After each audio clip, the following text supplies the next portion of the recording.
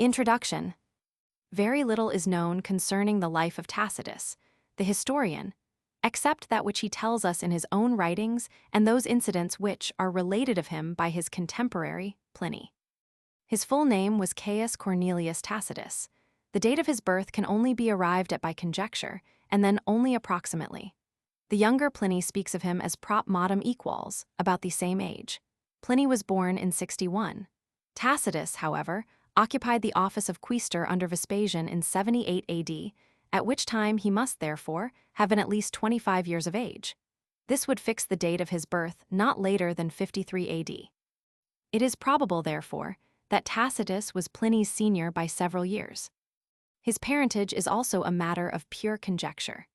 The name Cornelius was a common one among the Romans, so that from it we can draw no inference.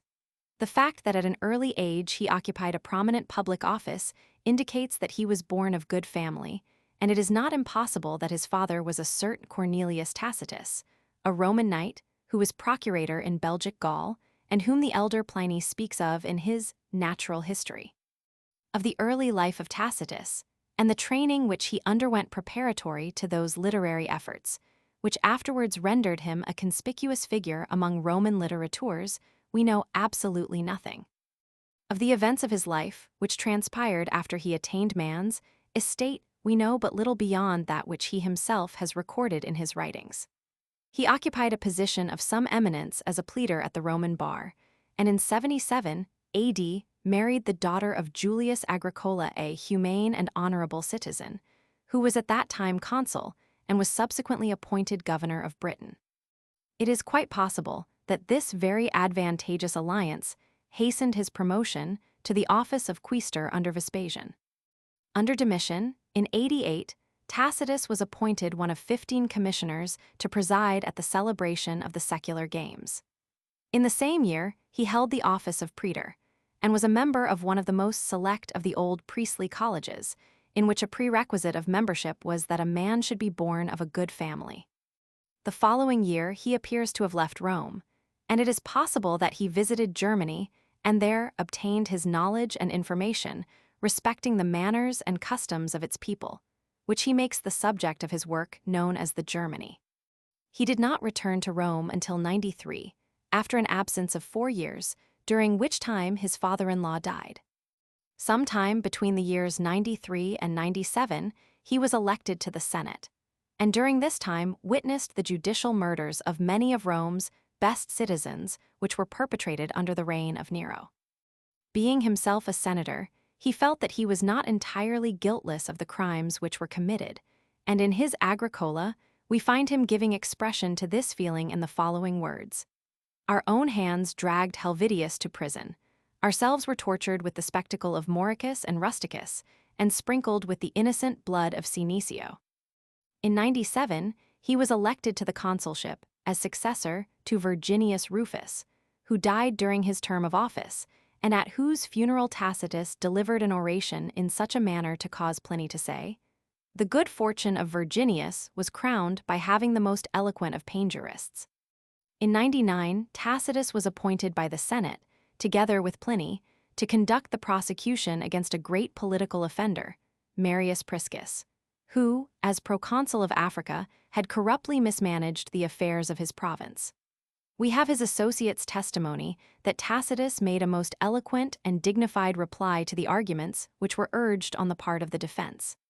The prosecution was successful, and both Pliny and Tacitus were awarded a vote of thanks by the Senate for their eminent and effectual efforts in the management of the case.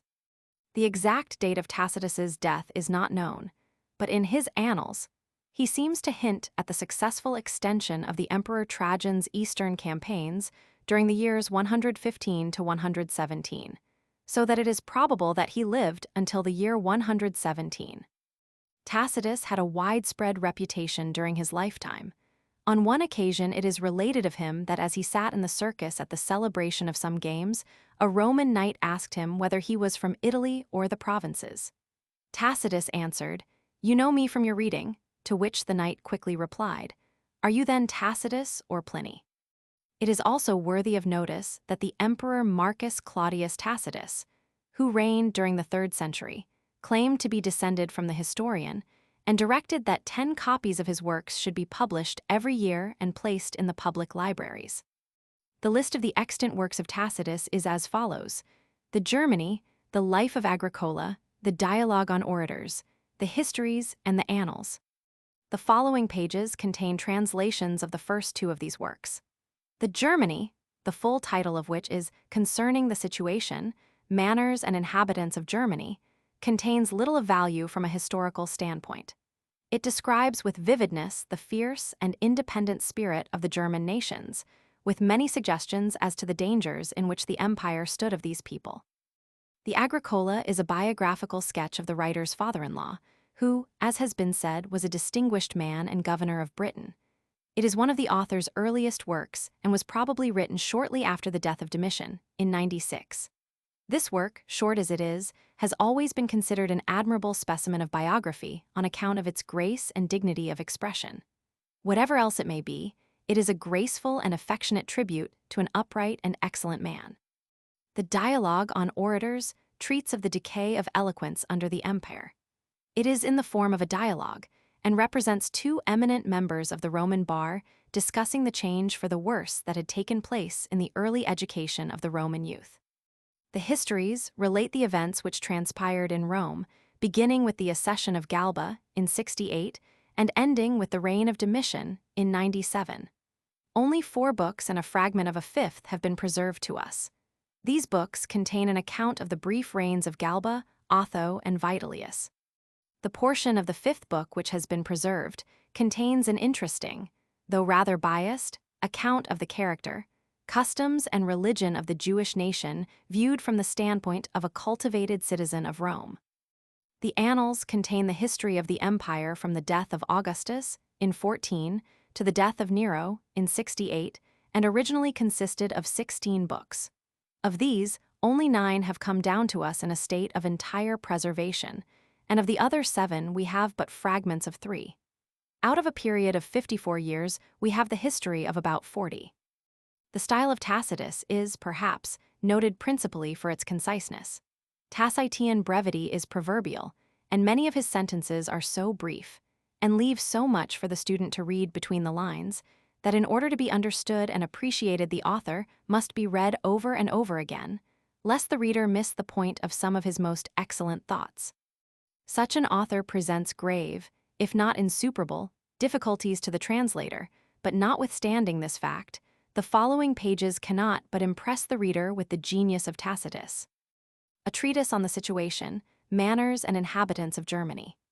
Germany is separated from Gaul, Rhaetia, and Pannonia by the rivers Rhine and Danube, from Sarmatia and Dacia by mountains and mutual dread. The rest is surrounded by an ocean, embracing broad promontories and vast insular tracts, in which our military expeditions have lately discovered various nations and kingdoms. The Rhine, issuing from the inaccessible and precipitous summit of the Rhaetic Alps, bends gently to the west and falls into the northern ocean. The Danube, poured from the easy and gently raised ridge of Mount Abnoba, visits several nations in its course, till at length it bursts out by 6 channels into the Pontic Sea. A 7th is lost in marshes. 2. The people of Germany appear to me indigenous and free from intermixture with foreigners, either as settlers or casual visitants. For the emigrants of former ages performed their expeditions not by land, but by water, and that immense, and, if I may so call it, hostile ocean, is rarely navigated by ships from our world. Then, besides the danger of a boisterous and unknown sea, who would relinquish Asia, Africa, or Italy for Germany, a land rude in its surface, rigorous in its climate, cheerless to every beholder and cultivator except a native. In their ancient songs, which are their only records or annals, they celebrate the god Tuisto, sprung from the earth, and his son Manus, as the fathers and founders of their race. To Manus they ascribe 3 sons, from whose names the people bordering on the ocean are called Ingivons, those inhabiting the central parts, Hermanons, the rest, Istivons. Some, however, assuming the license of antiquity, affirm that there were more descendants of the god, from whom more appellations were derived, as those of the Marsi, Gambravi, Suevi, and Vandali, and that these are the genuine and original names. That of Germany, on the other hand, they assert to be a modern addition. For that the people who first crossed the Rhine and expelled the Gauls and are now called Tungri were then named Germans, which appellation of a particular tribe, not of a whole people, gradually prevailed, so that the title of Germans, first assumed by the victors in order to excite terror, was afterwards adopted by the nation in general. They have likewise the tradition of a Hercules of their country, whose praises they sing before those of all other heroes as they advance to battle. 3. A peculiar kind of verses is also current among them, by the recital of which, termed barding, they stimulate their courage, while the sound itself serves as an augury of the event of the impending combat. For, according to the nature of the cry proceeding from the line, terror is inspired or felt, nor does it seem so much an articulate song as the wild chorus of valor.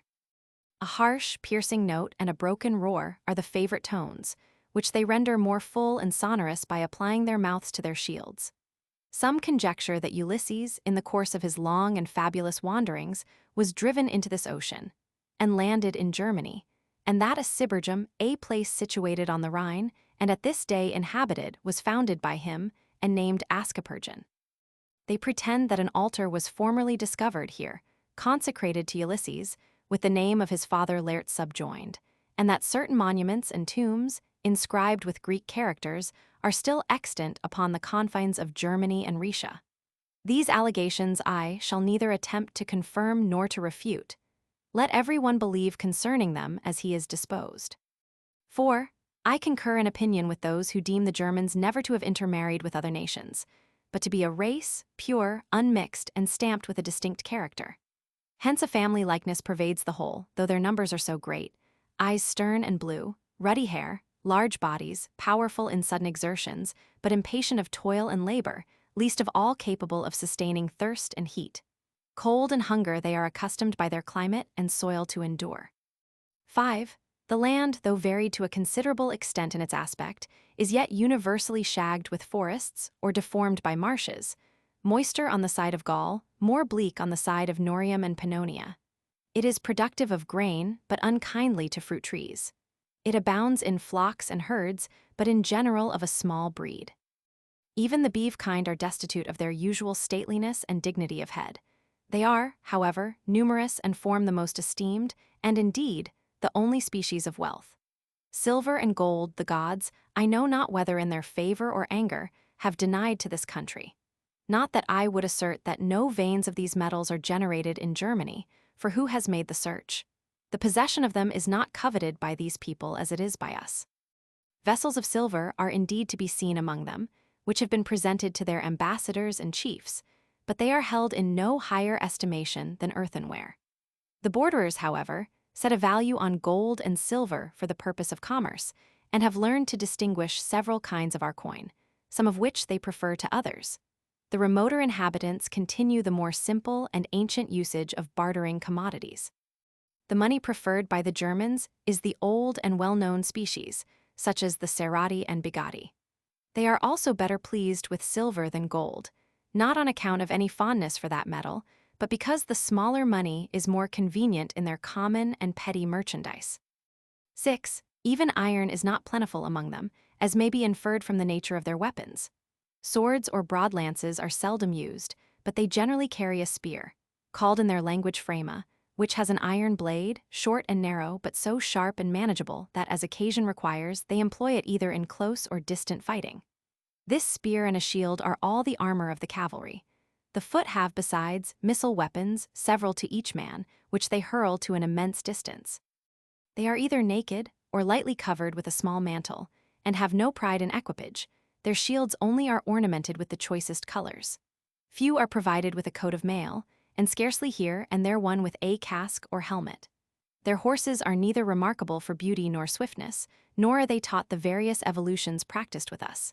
The cavalry either bear down straight forwards, or wheel once to the right, in so compact a body that none is left behind the rest. Their principal strength, on the whole, consists in their infantry. Hence, in an engagement, these are intermixed with the cavalry. So well accordant with the nature of equestrian combats is the agility of those foot soldiers, whom they select from the whole body of their youth and place in the front of the line. Their number, too, is determined, 100 from each canton, and they are distinguished at home by a name expressive of this circumstance, so that what at first was only an appellation of number becomes thenceforth a title of honor. Their line of battle is disposed in wedges. To give ground, provided they rally again, is considered rather as a prudent stratagem than cowardice. They carry off their slain even while the battle remains undecided. The greatest disgrace that can befall them is to have abandoned their shields. A person branded with this ignominy is not permitted to join in their religious rites or enter their assemblies, so that many, after escaping from battle, have put an end to their infamy by the halter. 7. In the election of kings they have regard to birth, in that of generals to valor. Their kings have not an absolute or unlimited power, and their generals command less through the force of authority than of example.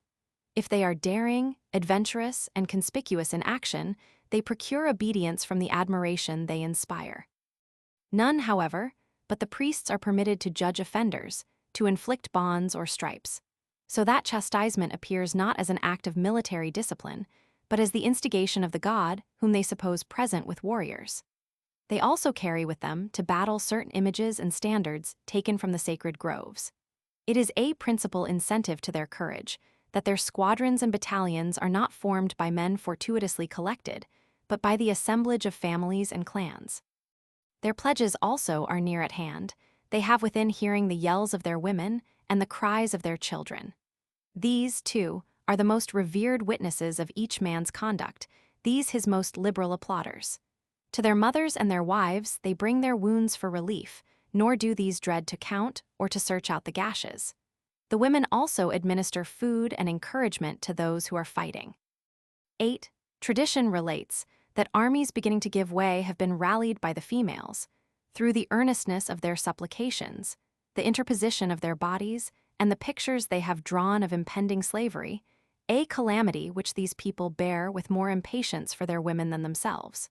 So that those states who have been obliged to give among their hostages the daughters of noble families are the most effectually bound to fidelity. They even suppose somewhat of sanctity and prescience to be inherent in the female sex, and therefore neither despise their counsels nor disregard their responses. We have beheld, in the reign of Vespasian, Velida, long reverenced by many as a deity. Orima, moreover, and several others were formerly held in equal veneration, but not with a servile flattery, nor as though they made them goddesses. 9 of the gods, Mercury is the principal object of their adoration, whom, on certain days, they think it lawful to propitiate even with human victims. To Hercules and Mars, they offer the animals usually allotted for sacrifice. Some of the Suevi also perform sacred rites to Isis. What was the cause and origin of this foreign worship, I have not been able to discover, further than that her being represented with the symbol of a galley seems to indicate an imported religion. They conceive it unworthy the grandeur of celestial beings to confine their deities within walls, or to represent them under a human similitude. Woods and groves are their temples, and they affix names of divinity to that secret power, which they behold with the eye of adoration alone. 10. No people are more addicted to divination by omens and lots. The latter is performed in the following simple manner. They cut a twig from a fruit tree and divide it into small pieces, which, distinguished by certain marks, are thrown promiscuously upon a white garment. Then the priest of the canton, if the occasion be public. If private, the master of the family, after an invocation of the gods, with his eyes lifted up to heaven, thrice takes out each piece, and as they come up interprets their signification according to the marks fixed upon them. If the result prove unfavorable, there is no more consultation on the same affair that day. If propitious, a confirmation by omens is still required. In common with other nations, the Germans are acquainted with the practice of auguring from the notes and flight of birds, but it is peculiar to them to derive admonitions and presages from horses also. Certain of these animals, milk-white and untouched by earthly labor, are pastured at the public expense in the sacred woods and groves. These, yoked to a consecrated chariot, are accompanied by the priest and king or chief person of the community, who attentively observe their manner of neighing and snorting. And no kind of augury is more credited, not only among the populace, but among the nobles and priests. For the latter consider themselves as the ministers of the gods, and the horses as privy to the divine will. Another kind of divination, by which they explore the event of momentous wars, is to oblige a prisoner, taken by any means whatsoever from the nation with whom they are at variance, to fight with a picked man of their own, each with his own country's arms. And, according as the victory falls, they presage success to the one or to the other party. 11. On affairs of smaller moment, the chiefs consult. On those of greater importance, the whole community. Yet with this circumstance, that what is referred to the decision of the people is first maturely discussed by the chiefs. They assemble, unless upon some sudden emergency, on stated days, either at the new or full moon, which they account the most auspicious season for beginning any enterprise. Nor do they, in their computation of time, reckon, like us, by the number of days, but of nights. In this way they arrange their business. In this way they fix their appointments, so that, with them, the night seems to lead the day. An inconvenience produced by their liberty is that they do not all assemble at a stated time, as if it were in obedience to a command, but 2 or 3 days are lost in the delays of convening. When they all think fit, they sit down armed. Silence is proclaimed by the priests, who have on this occasion a coercive power. Then the king, or chief, and such others as are conspicuous for age, birth, military renown, or eloquence are heard, and gain attention rather from their ability to persuade than their authority to command. If a proposal displease, the assembly reject it by an inarticulate murmur. If it prove agreeable, they clash their javelins. For the most honorable expression of assent among them is the sound of arms. 12. Before this council, it is likewise allowed to exhibit accusations and to prosecute capital offenses. Punishments are varied according to the nature of the crime. Traitors and deserters are hung upon trees, cowards, dastards, and those guilty of unnatural practices are suffocated in mud under a hurdle. This difference of punishment has in view the principle that villainy should be exposed while it is punished, but turpitude concealed. The penalties annexed to slighter offenses are also proportioned to the delinquency. The convicts are fined in horses and cattle. Part of the mulct goes to the king or state, part to the injured person or his relations. In the same assemblies, chiefs are also elected to administer justice through the cantons and districts. 100 companions, chosen from the people, attended upon each of them to assist them as well with their advice as their authority. 13. The Germans transact no business, public or private, without being armed, but it is not customary for any person to assume arms till the state has approved his ability to use them. Then, in the midst of the assembly, either one of the chiefs or the father or a relation equips the youth with a shield and javelin. These are to them the manly gown. This is the first honor conferred on youth. Before this they are considered as part of a household, afterwards of the state. The dignity of chieftain is bestowed even on mere lads, whose descent is eminently illustrious, or whose fathers have performed signal services to the public. They are associated, however, with those of mature strength, who have already been declared capable of service, nor do they blush to be seen in the rank of companions. For the state of companionship itself has its several degrees, determined by the judgment of him whom they follow, and there is a great emulation among the companions, which shall possess the highest place in the favor of their chief, and among the chiefs, which shall excel in the number and valor of his companions. It is their dignity, their strength, to be always surrounded with a large body of select youth, an ornament in peace, a bulwark in war. And not in his own country alone, but among the neighboring states, the fame and glory of each chief consists in being distinguished for the number and bravery of his companions. Such chiefs are courted by embassies, distinguished by presents, and often by their reputation alone decide a war. 14. In the field of battle, it is disgraceful for the chief to be surpassed in valor. It is disgraceful for the companions not to equal their chief, but it is reproach and infamy during a whole succeeding life to retreat from the field surviving him. To aid, to protect him, to place their own gallant actions to the account of his glory, is their first and most sacred engagement. The chiefs fight for victory, the companions for their chief. If their native country be long sunk in peace and inaction, many of the young nobles repair to some other state, then engaged in war. For, besides that repose is unwelcome to their race, and toils and perils afford them a better opportunity of distinguishing themselves, they are unable, without war and violence, to maintain a large train of followers. The companion requires from the liberality of his chief, the warlike steed, the bloody and conquering spear. And in place of pay, he expects to be supplied with a table, homely indeed but plentiful. The funds for this munificence must be found in war and rapine, nor are they so easily persuaded to cultivate the earth, and await the produce of the seasons, as to challenge the foe, and expose themselves to wounds. Nay, they even think it base and spiritless to earn by sweat what they might purchase with blood. 15. During the intervals of war, they pass their time less in hunting than in a sluggish repose, divided between sleep and the table. All the bravest of the warriors, committing the care of the house, the family affairs, and the lands to the women, old men, and weaker part of the domestics, stupefy themselves in inaction. So wonderful is the contrast presented by nature that the same persons love indolence and hate tranquility.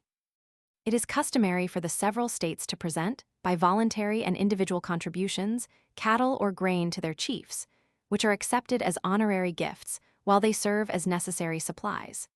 They are peculiarly pleased with presents from neighboring nations, offered not only by individuals but by the community at large, such as fine horses, heavy armor, rich housings, and gold chains. We have now taught them also to accept of money. 16. It is well known that none of the German nations inhabit cities or even admit of contiguous settlements. They dwell scattered and separate as a spring, a meadow, or a grove may chance to invite them. Their villages are laid out, not like ours in rows of adjoining buildings, but every one surrounds his house with a vacant space, either by way of security against fire or through ignorance of the art of building. For indeed, they are unacquainted with the use of mortar and tiles, and for every purpose employ rude unshapen timber, fashioned with no regard to pleasing the eye. They bestow more than ordinary pains in coating certain parts of their buildings with a kind of earth, so pure and shining that it gives the appearance of painting. They also dig subterraneous caves, and cover them over with a great quantity of dung. These they use as winter retreats and granaries, for they preserve a moderate temperature. And upon an invasion, when the open country is plundered, these recesses remain unviolated, either because the enemy is ignorant of them, or because he will not trouble himself with the search. 17. The clothing common to all is a sagum fastened by a clasp, or in one of that, a thorn. With no other covering, they pass whole days on the hearth before the fire. The more wealthy are distinguished by a vest, not flowing loose, like those of the Sarmatians and Parthians, but girt close and exhibiting the shape of every limb. They also wear the skins of beasts, which the people near the borders are less curious in selecting or preparing than the more remote inhabitants, who cannot by commerce procure other clothing. These make choice of particular skins, which they variegate with spots and strips of the furs of marine animals, the produce of the exterior ocean, and seas to us unknown. The dress of the women does not differ from that of the men, except that they more frequently wear linen, which they stain with purple, and do not lengthen their upper garment into sleeves, but leave exposed the whole arm and part of the breast. 18.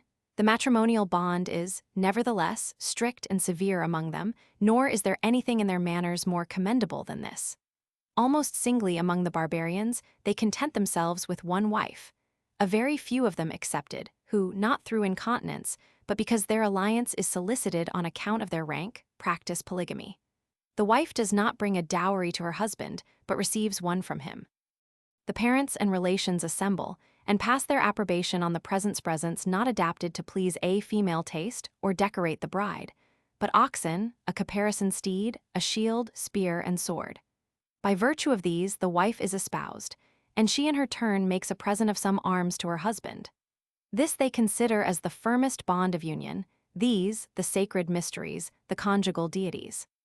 That the woman may not think herself excused from exertions of fortitude, or exempt from the casualties of war, she is admonished by the very ceremonial of her marriage, that she comes to her husband as a partner in toils and dangers, to suffer and to dare equally with him in peace and in war.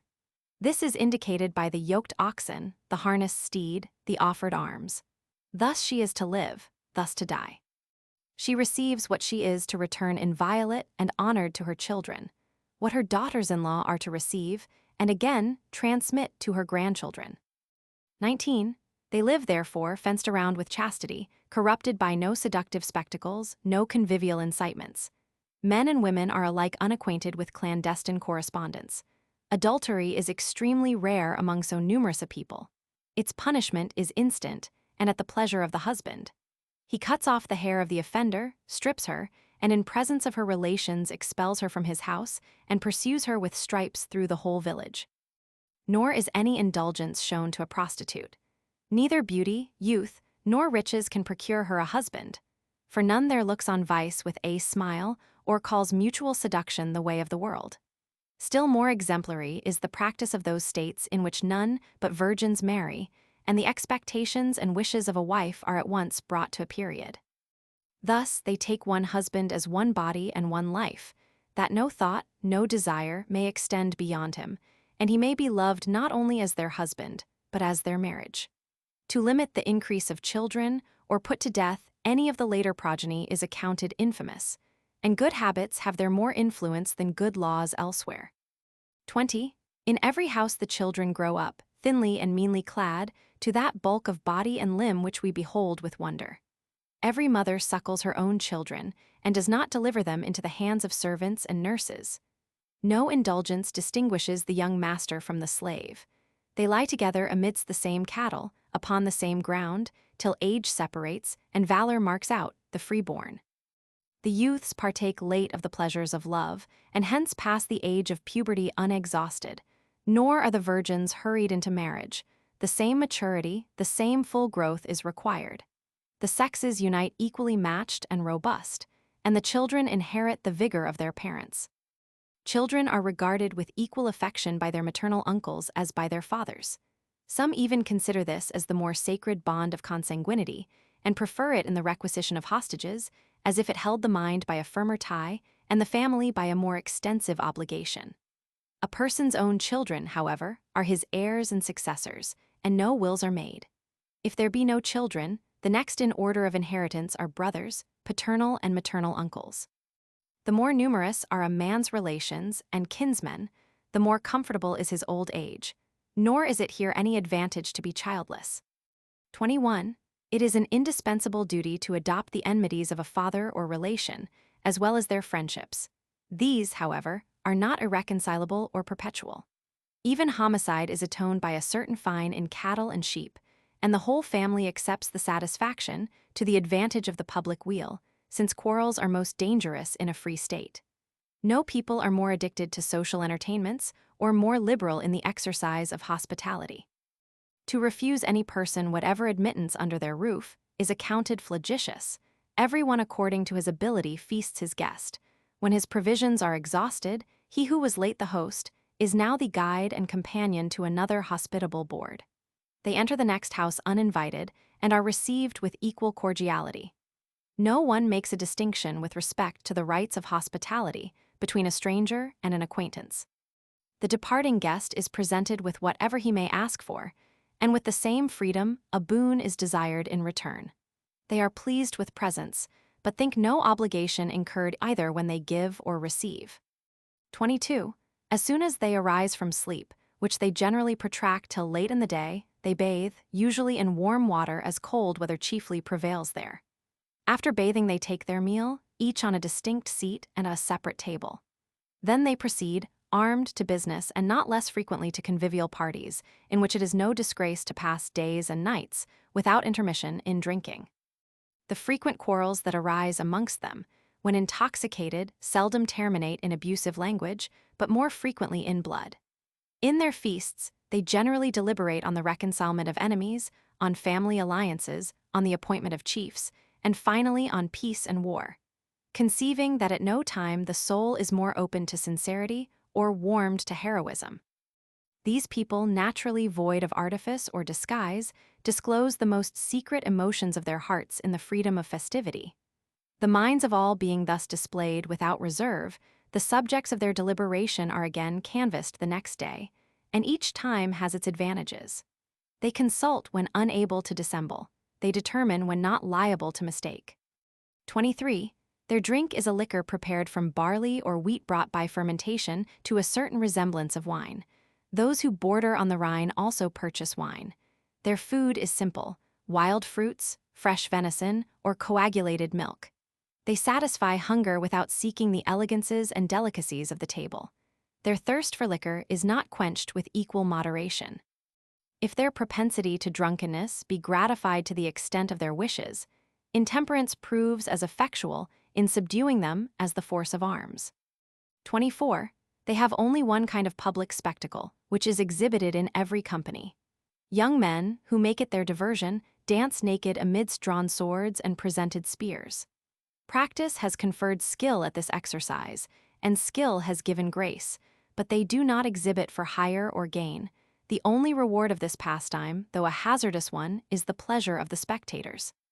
What is extraordinary, they play at dice, when sober, as a serious business, and that with such a desperate venture of gain or loss, that, when everything else is gone, they set their liberties and persons on the last throw. The loser goes into voluntary servitude, and though the youngest and strongest, patiently suffers himself to be bound and sold. Such is their obstinacy in a bad practice they themselves call it honor. The slaves thus acquired are exchanged away in commerce, that the winner may get rid of the scandal of his victory. 25. The rest of their slaves have not, like ours, particular employments in the family allotted them. Each is the master of a habitation and household of his own. The lord requires from him a certain quantity of grain, cattle, or cloth, as from a tenant, and so far only the subjection of the slave extends. His domestic offices are performed by his own wife and children. It is usual to scourge a slave, or punish him with chains or hard labor. They are sometimes killed by their masters, not through severity of chastisement, but in the heat of passion like an enemy, with this difference that it is done with impunity. Freedmen are little superior to slaves, seldom filling any important office in the family, never in the state, except in those tribes which are under regal government. There, they rise above the freeborn and even the nobles. In the rest, the subordinate condition of the freedmen is a proof of freedom. 26. Lending money upon interest and increasing it by usury is unknown amongst them, and this ignorance more effectually prevents the practice than a prohibition would do. The lands are occupied by townships, in allotments proportional to the number of cultivators, and are afterwards parceled out among the individuals of the district, in shares according to the rank and condition of each person. The wide extent of plain facilitates this partition. The arable lands are annually changed, and a part left fallow, nor do they attempt to make the most of the fertility and plenty of the soil, by their own industry in planting orchards, enclosing meadows, and watering gardens.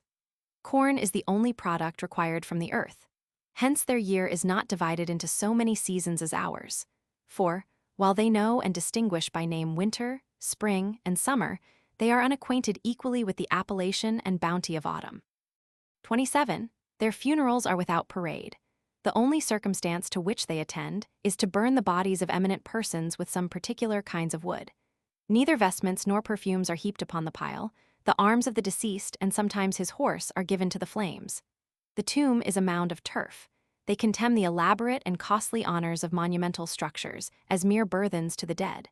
They soon dismiss tears and lamentations, slowly, sorrow and regret. They think it the women's part to bewail their friends, the men's to remember them. 28. This is the sum of what I have been able to learn concerning the origin and manners of the Germans in general. I now proceed to mention those particulars in which they differ from each other, and likewise to relate what nations have migrated from Germany into Gaul. That great writer, the deified Julius, asserts that the Gauls were formerly the superior people, whence it is probable that some Gallic colonies passed over into Germany. For how small an obstacle would a river be to prevent any nation, as it increased in strength, from occupying or changing settlements as yet lying in common, and unappropriated by the power of monarchies. Accordingly, the tract betwixt the Hercynian forest and the rivers Rhine and Main was possessed by the Helvetii, and that beyond by the Boii, both Gallic tribes. The name of Boiemum still remains, a memorial of the ancient settlement, though its inhabitants are now changed. But whether the Aravisci migrated into Pannonia from the Osi, a German nation, or the Osi into Germany from the Aravisci, the language, institutions, and manners of both being still the same is a matter of uncertainty. For, in their pristine state of equal indigence and equal liberty, the same advantages and disadvantages were common to both sides of the river. The Treveri and Nervii are ambitious of being thought of German origin, as if the reputation of this descent would distinguish them from the Gauls, whom they resemble in person and effeminacy. The Vangaianes, Tribosai, and Nemites, who inhabit the bank of the Rhine, are without doubt German tribes. Nor do the Ubii, although they have been thought worthy of being made a Roman colony, and are pleased in bearing the name of Agrippinenses from their founder, blush to acknowledge their origin from Germany, from whence they formerly migrated, and for their approved fidelity were settled on the bank of the Rhine, not that they might be guarded themselves, but that they might serve as a guard against invaders. 29. Of all these people, the most famed for valor are the Batavi, whose territories comprise but a small part of the banks of the Rhine, but consist chiefly of an island within it. These were formerly a tribe of the Catti, who, on account of an intestine division, removed to their present settlements, in order to become a part of the Roman Empire. They still retain this honor, together with a memorial of their ancient alliance, for they are neither insulted by taxes nor oppressed by farmers of the revenue. Exempt from fiscal burthens and extraordinary contributions, and kept apart for military use alone, they are reserved, like a magazine of arms, for the purposes of war. The nation of the Mattiaci is under a degree of subjection of the same kind. For the greatness of the Roman people has carried a reverence for the empire beyond the Rhine and the ancient limits. The Mattiaci, therefore, though occupying a settlement and borders on the opposite side of the river, from sentiment and attachment act with us, resembling the Batavi in every respect, except that they are animated with a more vigorous spirit by the soil and air of their own country. I do not reckon among the people of Germany those who occupy the decumate lands, although inhabiting between the Rhine and Danube, some of the most fickle of the Gauls, rendered daring through indigence, seized upon this district of uncertain property. Afterwards, our boundary line being advanced, and a chain of fortified posts established, it became a skirt of the empire, and part of the Roman province. 30. Beyond these dwell the Catti, whose settlements beginning from the Hercynian forest are in a tract of country less open and marshy than those which overspread the other states of Germany, for it consists of a continued range of hills, which gradually become more scattered, and the Hercynian forest both accompanies and leaves behind its Catti. This nation is distinguished by hardier frames, compactness of limb, fierceness of countenance, and superior vigor of mind. For Germans, they have a considerable share of understanding and sagacity. They choose able persons to command and obey them when chosen, keep their ranks, seize opportunities, restrain impetuous motions, distribute properly the business of the day, entrench themselves against the night, account fortune dubious, and valor only certain, and, what is extremely rare and only a consequence of discipline, depend more upon the general than the army. Their force consists entirely in infantry, who, besides their arms, are obliged to carry tools and provisions. Other nations appear to go to a battle, the Catti to war.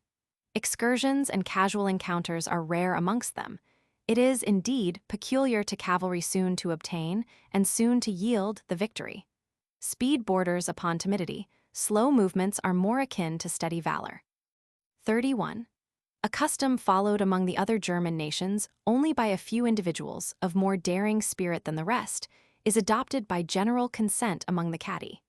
From the time they arrive at years of maturity, they let their hair and beard grow, and do not divest themselves of this votive badge, the promise of valor, till they have slain an enemy. Over blood and spoils they unveil the countenance, and proclaim that they have at length paid the debt of existence, and have proved themselves worthy of their country and parents. The cowardly and effeminate continue in their squalid disguise. The bravest among them wear also an iron ring, a mark of ignominy in that nation, as a kind of chain, till they have released themselves by the slaughter of a foe. Many of the Catti assume this distinction, and grow hoary under the mark, conspicuous both to foes and friends. By these, in every engagement the attack is begun. They compose the front line, presenting a new spectacle of terror. Even in peace they do not relax the sternness of their aspect. They have no house, land, or domestic cares. They are maintained by whomsoever they visit, lavish of another's property, regardless of their own, till the debility of age renders them unequal to such a rigid course of military virtue. 32. Next to the Catti, on the banks of the Rhine, where, now settled in its channel, it is become a sufficient boundary, dwell the Usipae and Tencteri. The latter people, in addition to the usual military reputation, are famed for the discipline of their cavalry, nor is the infantry of the catti in higher estimation than the horse of the tenctary. Their ancestors established it, and are imitated by posterity. Horsemanship is the sport of their children, the point of emulation of their youth, and the exercise in which they persevere to old age. Horses are bequeathed along with the domestics, the household gods, and the rights of inheritance. They do not, however, like other things, go to the eldest son, but to the bravest and most warlike. 33.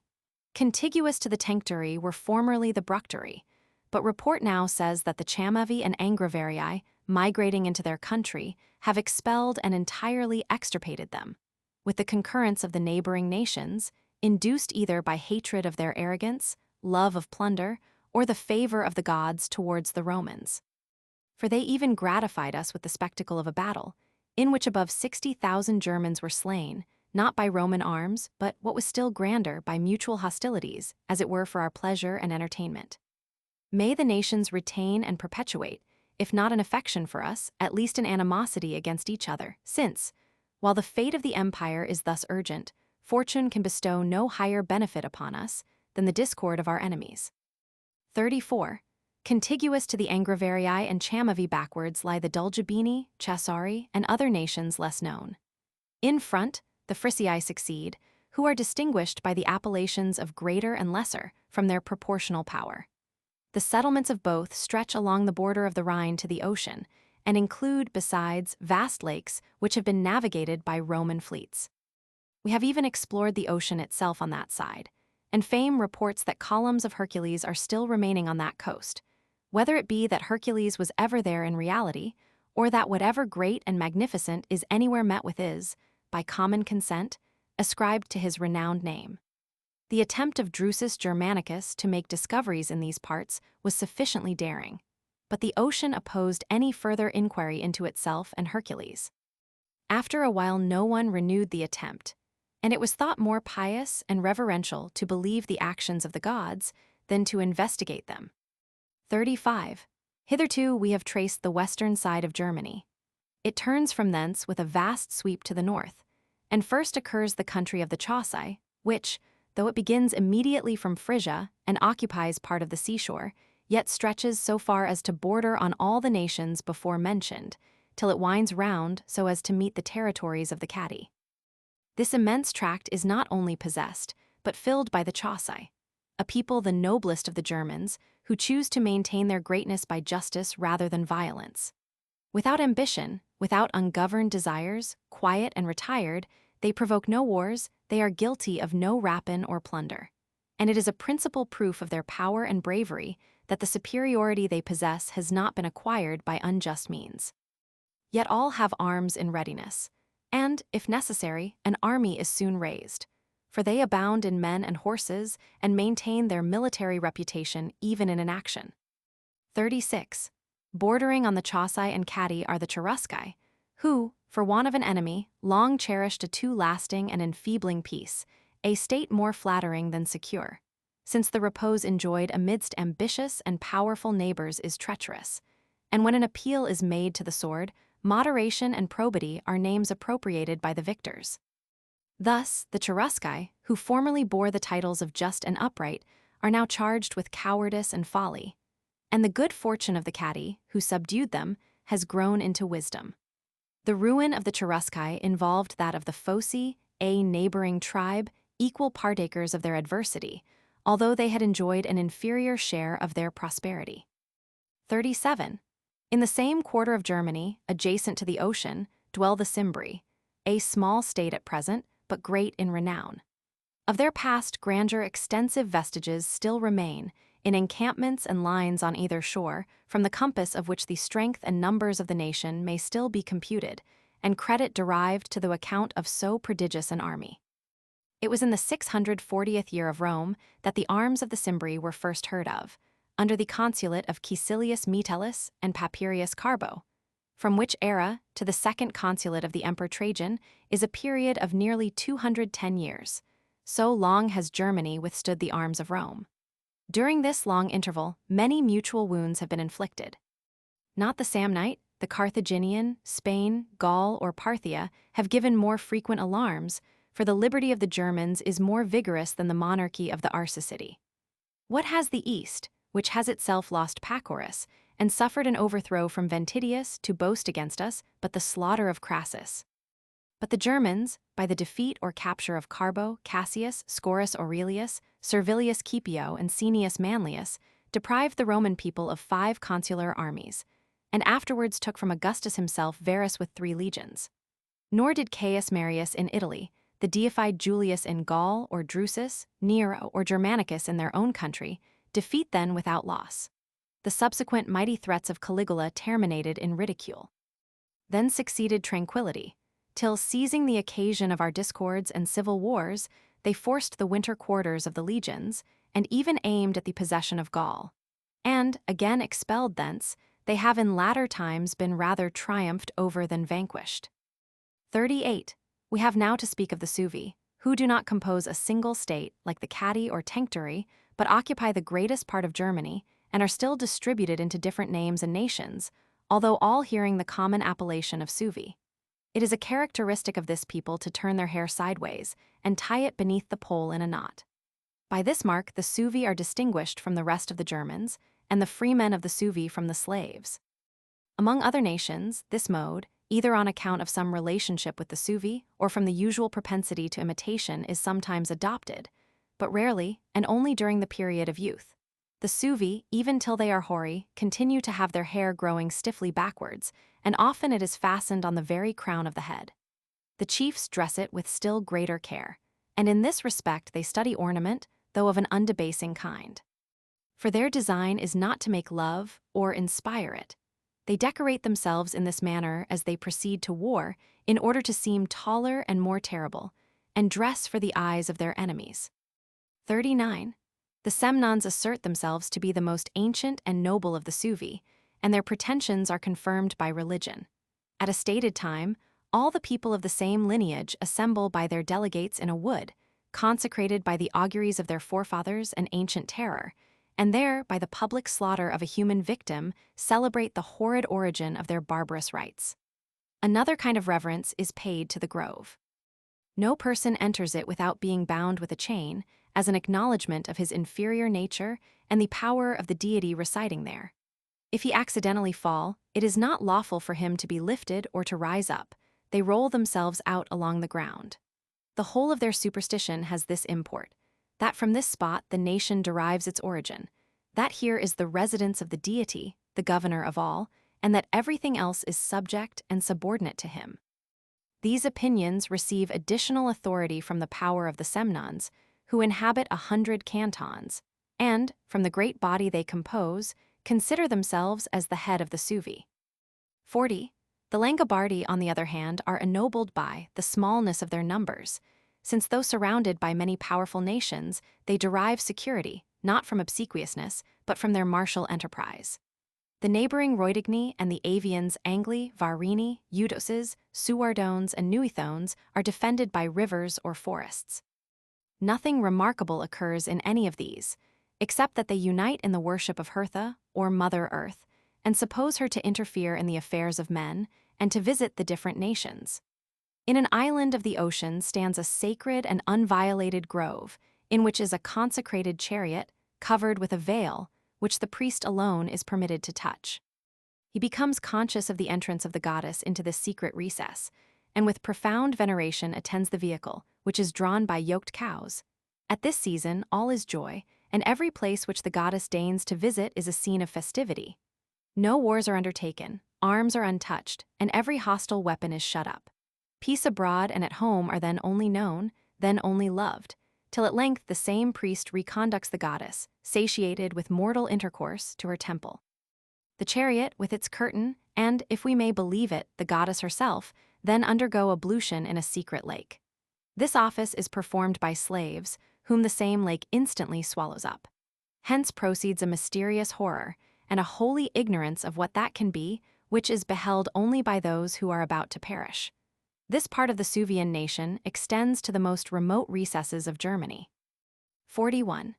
If we now follow the course of the Danube, as we before did that of the Rhine, we first meet with the Hermanjury, a people faithful to the Romans, and on that account the only Germans who are admitted to commerce, not on the bank alone, but within our territories, and in the flourishing colony established in the province of Rhaetia. They pass and repass at pleasure, without being attended by a guard. And while we exhibit to other nations our arms and camps alone, to these we lay open our houses and country seats, which they behold without coveting. In the country of the Hermanjury rises the Elbe, a river formerly celebrated and known among us, now only heard of by name. 42. Contiguous to the Hermanjury are the Narisci, and next to them the Marcomanni and Quadi. Of these, the Marcomanni are the most powerful and renowned, and have even acquired the country which they inhabit by their valor in expelling the Boii. Nor are the Narisci and Quadi inferior in bravery, and this is, as it were, the van of Germany as far as it is bordered by the Danube. Within our memory, the Marcomanni and Quadi were governed by kings of their own nation, of the noble line of Maribadus and Tudrus. They now submit even to foreigners, but all the power of their kings depends upon the authority of the Romans. We seldom assist them with our arms, but frequently with our money, nor are they the less potent on that account. 43. Behind these are the Marsigni, Gathini, Ossi, and Burii, who close the rear of the Marcomanni and Quadi. Of these, the Marsigni and Burii in language and dress resemble the Suevi. The Gathini and Ossi prove themselves not to be Germans, the first by their use of the Gallic, the second of the Pannonian tongue, and both by their submitting to pay tribute, which is levied on them as aliens partly by the Sarmatians, partly by the Quadi. The Gathini, to their additional disgrace, work iron mines. All these people inhabit but a small proportion of Champagne country. Their settlements are chiefly amongst forests and on the sides and summits of mountains, for a continued ridge of mountains separates Suvia from various remoter tribes. Of these, the Lygian is the most extensive and diffuses its name through several communities. It will be sufficient to name the most powerful of them the Arii, Helvecones, Manami, Elisei, and Naharvali. In the country of the latter is a grove, consecrated to religious rites of great antiquity. A priest presides over them, dressed in woman's apparel, but the gods worshipped there are said, according to the Roman interpretation, to be Castor and Pollux. Their attributes are the same, their name, Alcis. No images, indeed, or vestiges of foreign superstition appear in their worship, but they are revered under the character of young men and brothers. The Arii, fierce beyond the superiority of strength they possess over the other just enumerated people, improve their natural ferocity of aspect by artificial helps. Their shields are black, their bodies painted. They choose the darkest nights for an attack, and strike terror by the funereal gloom of their sable bands, no enemy being able to sustain their singular, and, as it were, infernal appearance, since in every combat the eyes are the first part subdued. Beyond the Lygii are the Gothons, who live under a monarchy, somewhat more strict than that of the other German nations, yet not to a degree incompatible with liberty. Adjoining to these are the Rugii and Lemuvei. Situated on the seacoast all, these tribes are distinguished by round shields, short swords, and submission to regal authority. 44. Next occur the communities of the Sueans, seated in the very ocean, who, besides their strength in men and arms, also possess a naval force. The form of their vessels differs from ours in having a prow at each end, so that they are always ready to advance. They make no use of sails, nor have regular benches of oars at the sides. They row, as is practiced in some rivers, without order, sometimes on one side, sometimes on the other, as occasion requires. These people honor wealth, for which reason they are subject to monarchical government without any limitations or precarious conditions of allegiance. Nor are arms allowed to be kept promiscuously, as among the other German nations, but are committed to the charge of a keeper, and he, too, a slave. The pretext is that the ocean defends them from any sudden incursions, and men unemployed with arms in their hands readily become licentious. In fact, it is for the king's interest not to entrust a noble, a freeman, or even an emancipated slave with the custody of arms. 45. Beyond the Sueans is another sea, sluggish and almost stagnant, by which the whole globe is imagined to be girt and enclosed, from this circumstance that the last light of the setting sun continues so vivid till its rising as to obscure the stars. Popular belief adds that the sound of his emerging from the ocean is also heard, and the forms of deities with the rays beaming from his head are beheld. Only thus far, report says truly, does nature extend. On the right shore of the Suevic Sea dwell the tribes of the Eastii, whose dress and customs are the same with those of the Suevi, but their language more resembles the British. They worship the mother of the gods, and as the symbol of their superstition, they carry about them the figures of wild boars. This serves them in place of armor and every other defense. It renders the votary of the goddess safe even in the midst of foes. Their weapons are chiefly clubs, iron being little used among them. They cultivate corn and other fruits of the earth with more industry than German indolence commonly exerts. They even explore the sea, and are the only people who gather amber, which by them is called glees, and is collected among the shallows and upon the shore. With the usual indifference of barbarians, they have not inquired or ascertained from what natural object or by what means it is produced. It long lay disregarded amidst other things thrown up by the sea, till our luxury gave it a name. Useless to them, they gather it in the rough, bring it unwrought, and wonder at the price they receive. It would appear, however, to be an exudation from certain trees, since reptiles and even winged animals are often seen shining through it, which, entangled in it while in a liquid state, became enclosed as it hardened. I should therefore imagine that, as the luxuriant woods and groves in the secret recesses of the East exude frankincense and balsam, so there are the same in the islands and continents of the West, which, acted upon by the near rays of the sun, drop their liquid juices into the subjacent sea, whence, by the force of tempests, they are thrown out upon the opposite coasts. If the nature of amber be examined by the application of fire, it kindles like a torch with a thick and odorous flame, and presently resolves into a glutinous matter resembling pitch or resin. The several communities of the Citones succeed those of the Sueans, to whom they are similar in other respects, but differ in submitting to a female reign. So far have they degenerated, not only from liberty, but even from slavery. Here Suvia terminates. 46. I am in doubt whether to reckon the Pucini, Veneti, and Feni among the Germans or Sarmatians, although the Pucini, who are by some called Bastarni, agree with the Germans in language, apparel, and habitations. All of them live in filth and laziness. The intermarriages of their chiefs with the Sarmatians have debased them by a mixture of the manners of that people. The Veneti have drawn much from this source, for they overrun in their predatory excursions all the woody and mountainous tracts between the Pucini and Feni. Yet even these are rather to be referred to the Germans, since they build houses, carry shields, and travel with speed on foot, in all which particulars they totally differ from the Sarmatians, who pass their time in wagons and on horseback. The Feni live in a state of amazing savageness and squalid poverty. They are destitute of arms, horses, and settled abodes. Their food is herbs, their clothing, skins, their bed, the ground. Their only dependence is on their arrows, which, for want of iron, are headed with bone, and the chase is the support of the women as well as the men. The former accompany the latter in the pursuit and claim a share of the prey. Nor do they provide any other shelter for their infants from wild beasts and storms than a covering of branches twisted together. This is the resort of youth, this is the receptacle of old age. Yet even this way of life is in their estimation happier than groaning over the plow, toiling in the erection of houses, subjecting their own fortunes and those of others to the agitations of alternate hope and fear. Secure against men, secure against the gods, they have attained the most difficult point, not to need even a wish. All our further accounts are intermixed with fable, as that the Helusea and Auctioni have human faces with the bodies and limbs of wild beasts. These unauthenticated reports I shall leave untouched. The Life of Gnaeus Julius Agricola. This work is supposed by the commentators to have been written before the treatise on the manners of the Germans, in the third consulship of the Emperor Nerva, and the second of Virginius Rufus, in the year of Rome 850, and of the Christian era 97. Brodier accedes to this opinion, but the reason which he assigns does not seem to be satisfactory.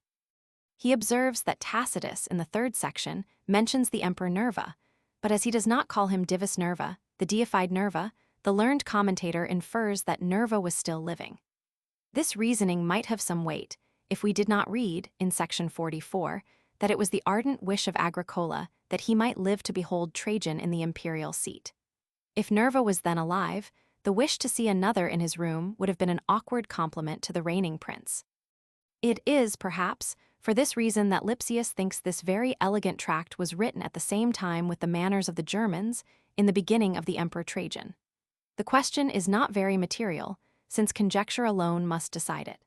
The piece itself is admitted to be a masterpiece in the kind.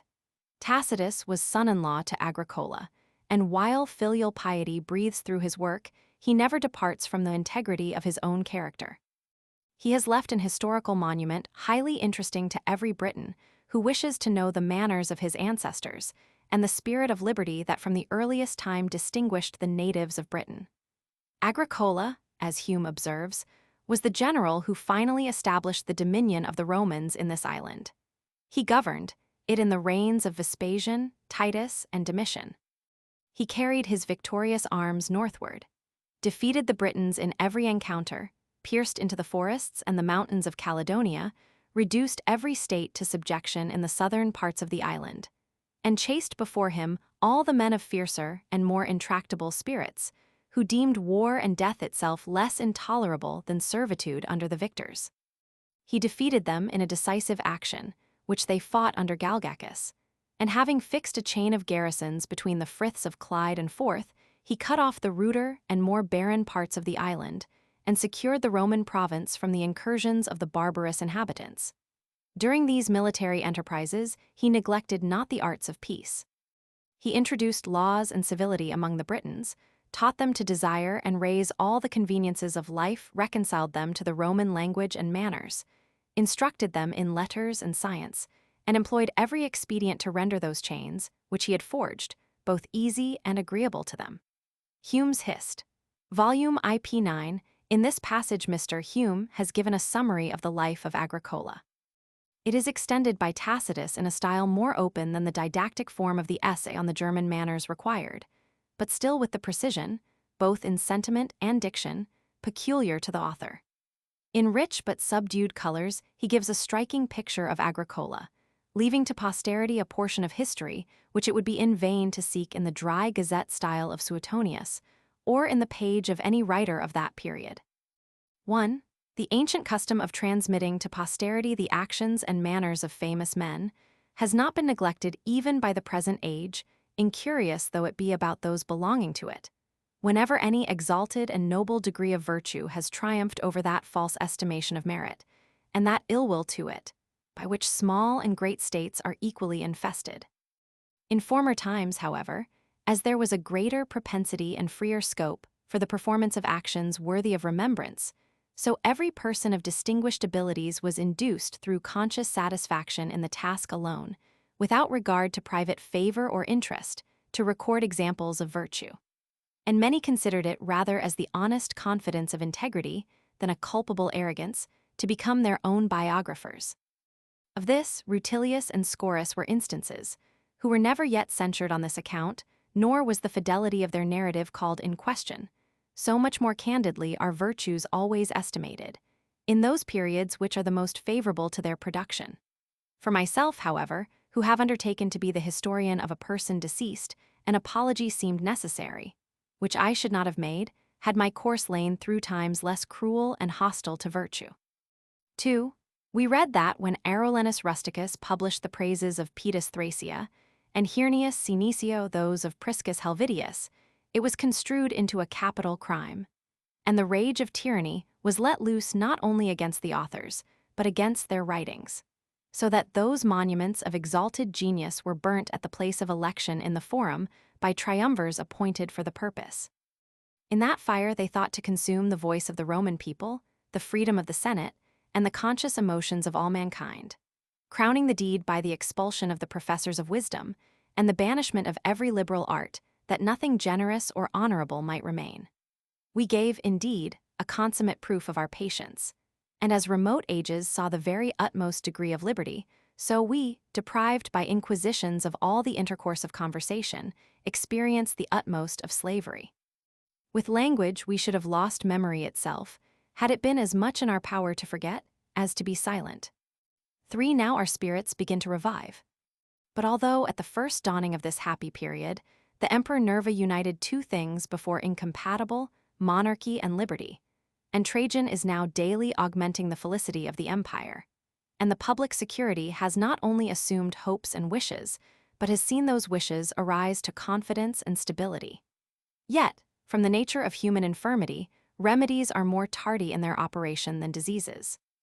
And as bodies slowly increase but quickly perish, so it is more easy to suppress industry and genius than to recall them. For indolence itself acquires a charm, and sloth, however odious at first, becomes at length engaging. During the space of 15 years, a large portion of human life, how great a number have fallen by casual events, and, as was the fate of all the most distinguished, by the cruelty of the prince. Whilst we, the few survivors, not of others alone, but, if I may be allowed the expression of ourselves, find a void of so many years in our lives, which has silently brought us from youth to maturity, from mature age to the very verge of life. Still, however, I shall not regret having composed, though in rude and artless language, a memorial of past servitude and a testimony of present blessings. The present work, in the meantime, which is dedicated to the honor of my father-in-law, may be thought to merit approbation, or at least excuse from the piety of the intention. For Cnaeus Julius Agricola was born at the ancient and illustrious colony of Forum Julii. Both his grandfathers were imperial procurators, an office which confers the rank of equestrian nobility. His father, Julius Graecinus, of the senatorian order, was famous for the study of eloquence and philosophy, and by these accomplishments he drew on himself the displeasure of Caius Caesar. For, being commanded to undertake the accusation of Marcus Silanus, on his refusal, he was put to death. His mother was Julia Priscilla, a lady of exemplary chastity. Educated with tenderness in her bosom, he passed his childhood and youth in the attainment of every liberal art. He was preserved from the allurements of vice, not only by a naturally good disposition, but by being sent very early to pursue his studies at Massilia, a place where Grecian politeness and provincial frugality are happily united. I remember he was used to relate that in his early youth he should have engaged with more ardor in philosophical speculation than was suitable to a Roman and a senator, had not the prudence of his mother restrained the warmth and vehemence of his disposition. For his lofty and upright spirit, inflamed by the charms of glory and exalted reputation, led him to the pursuit with more eagerness than discretion. Reason and riper years tempered his warmth, and from the study of wisdom he retained what is most difficult to compass, moderation. 5. He learned the rudiments of war in Britain under Suetonius Paulinus, an active and prudent commander, who chose him for his tent companion in order to form an estimate of his merit. Nor did Agricola, like many young men who convert military service into wanton pastime, avail himself licentiously or slothfully of his tribunicial title or his inexperience to spend his time in pleasures and absences from duty. But he employed himself in gaining a knowledge of the country, making himself known to the army, learning from the experienced, and imitating the best, neither pressing to be employed through vainglory nor declining it through timidity, and performing his duty with equal solicitude and spirit.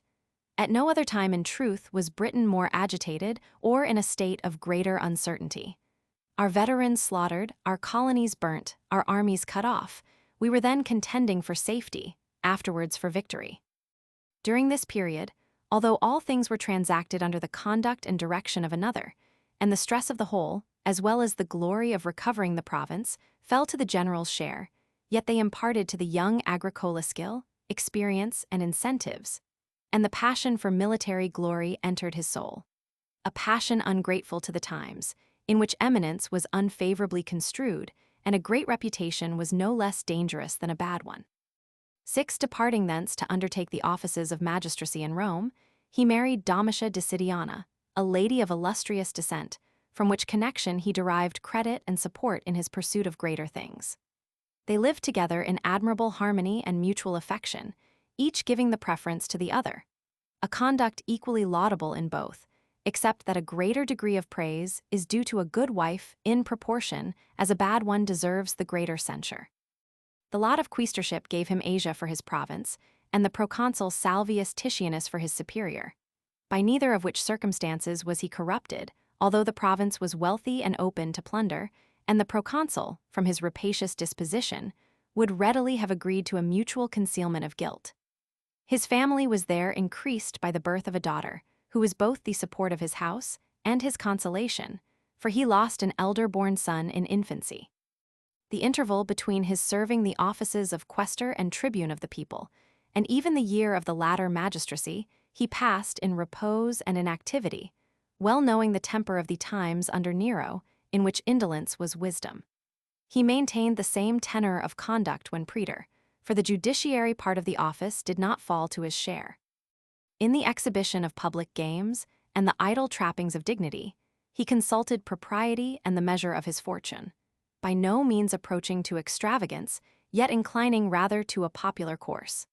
When he was afterwards appointed by Galba to manage an inquest concerning the offerings which had been presented to the temples, by his strict attention and diligence he preserved the state from any further sacrilege than what it had suffered from Nero. 7. The following year inflicted a severe wound on his peace of mind and his domestic concerns. The fleet of Otho, roving in a disorderly manner on the coast, made a hostile descent on Intemile, a part of Liguria, in which the mother of Agricola was murdered at her own estate. Her lands were ravaged, and a great part of her effects, which had invited the assassins, was carried off. As Agricola upon this event was hastening to perform the duties of filial piety, he was overtaken by the news of Vespasian's aspiring to the empire, and immediately went over to his party. The first acts of power, and the government of the city, were entrusted to Mucianus, Domitian being at that time very young, and taking no other privilege from his father's elevation than that of indulging his licentious tastes. Mucianus, having approved the vigor and fidelity of Agricola in the service of raising levies, gave him the command of the 20th legion, which had appeared backward in taking the oaths, as soon as he had heard the seditious practices of his commander. This legion had been unmanageable and formidable even to the consular lieutenants, and its late commander, of praetorian rank, had not sufficient authority to keep it in obedience, though it was uncertain whether from his own disposition or that of his soldiers. Agricola was therefore appointed as his successor and avenger, but with an uncommon degree of moderation, he chose rather to have it appear that he had found the legion obedient than that he had made it so. 8. Vettius Ballinus was at that time governor of Britain, and ruled with a milder sway than was suitable to so turbulent a province. Under his administration, Agricola, accustomed to obey, and taught to consult utility as well as glory, tempered his ardor, and restrained his enterprising spirit. His virtues had soon a larger field for their display, from the appointment of Petilius Cerealis, a man of consular dignity, to the government. At first, he only shared the fatigues and dangers of his general, but was presently allowed to partake of his glory. Cerealis frequently entrusted him with part of his army as a trial of his abilities, and from the event sometimes enlarged his command. On these occasions, Agricola was never ostentatious in assuming to himself the merit of his exploits, but always, as a subordinate officer, gave the honor of his good fortune to his superior. Thus, by his spirit in executing orders and his modesty in reporting his success, he avoided envy, yet did not fail of acquiring reputation. 9. On his return from commanding the legion, he was raised by Vespasian to the patrician order, and then invested with the government of Aquitania, a distinguished promotion, both in respect to the office itself and the hopes of the consulate to which it destined him. It is a common supposition that military men, habituated to the unscrupulous and summary processes of camps, where things are carried with a strong hand, are deficient in the address and subtlety of genius requisite in civil jurisdiction. Agricola, however, by his natural prudence, was enabled to act with facility and precision even among civilians. He distinguished the hours of business from those of relaxation. When the court or tribunal demanded his presence, he was grave, intent, awful, yet generally inclined to lenity. When the duties of his office were over, the man of power was instantly laid aside. Nothing of sternness, arrogance, or rapaciousness appeared, and what was a singular felicity, his affability did not impair his authority, nor his severity render him less beloved. To mention integrity and freedom from corruption in such a man would be an affront to his virtues. He did not even court reputation, an object to which men of worth frequently sacrifice by ostentation or artifice, equally avoiding competition with his colleagues and contention with the procurators. To overcome in such a contest he thought inglorious, and to be put down, a disgrace. Somewhat less than 3 years were spent in this office, when he was recalled to the immediate prospect of the consulate, while at the same time, a popular opinion prevailed that the government of Britain would be conferred upon him, an opinion not founded upon any suggestions of his own, but upon his being thought equal to the station. Common fame does not always err, sometimes it even directs a choice. When consul, he contracted his daughter, a lady already of the happiest promise to myself, then a very young man, and after his office was expired, I received her in marriage. He was immediately appointed governor of Britain, and the pontificate was added to his other dignities. 10. The situation and inhabitants of Britain have been described by many writers, and I shall not add to the number with the view of vying with them in accuracy and ingenuity, but because it was first thoroughly subdued in the period of the present history. Those things which, while yet unascertained, they embellished with their eloquence, shall here be related with a faithful adherence to known facts. Britain, the largest of all the islands which have come within the knowledge of the Romans, stretches on the east towards Germany, on the west towards Spain, and on the south it is even within sight of Gaul. Its northern extremity has no opposite land, but is washed by a wide and open sea. Livy, the most eloquent of ancient, and Fabius Rusticus of modern writers, have likened the figure of Britain to an oblong target or a two-edged axe. And this is in reality its appearance, exclusive of Caledonia, whence it has been popularly attributed to the whole island. But that tract of country, irregularly stretching out to an immense length towards the furthest shore, is gradually contracted in form of a wedge. The Roman fleet, at this period first sailing round this remotest coast, gave certain proof that Britain was an island, and at the same time discovered and subdued the Orcades, islands till then unknown. Thule was also distinctly seen, which winter and eternal snow had hitherto concealed.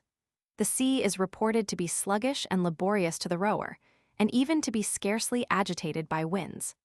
The cause of this stagnation I imagine to be the deficiency of land and mountains where tempests are generated, and the difficulty with which such a mighty mass of waters, in an uninterrupted main, is put in motion. It is not the business of this work to investigate the nature of the ocean and the tides, a subject which many writers have already undertaken.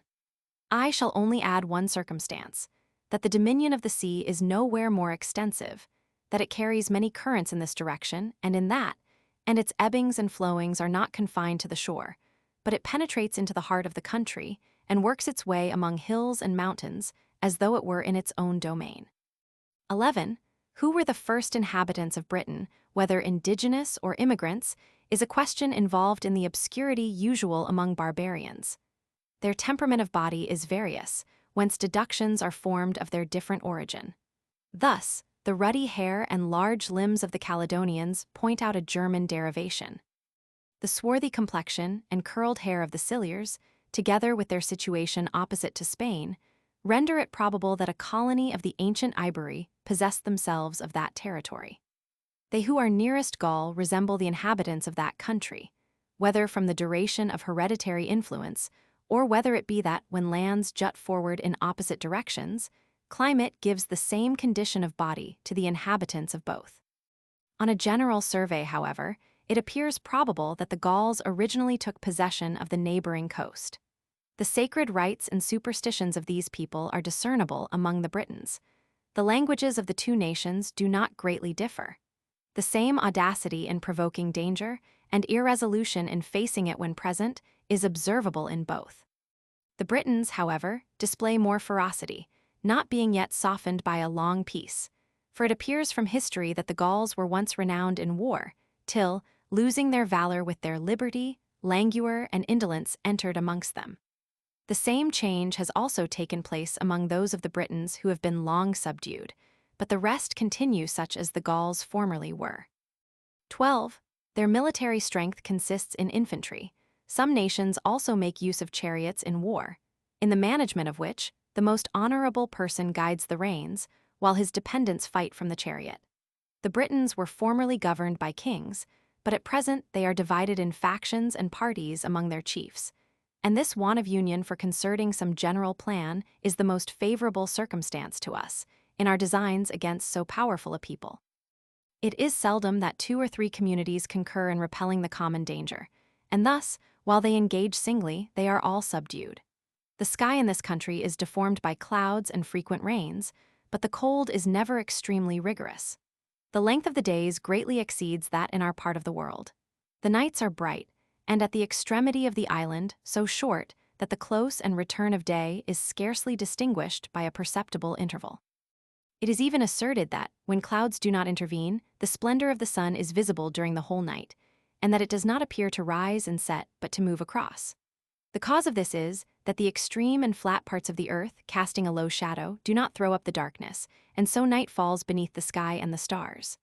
The soil, though improper for the olive, the vine, and other productions of warmer climates, is fertile and suitable for corn.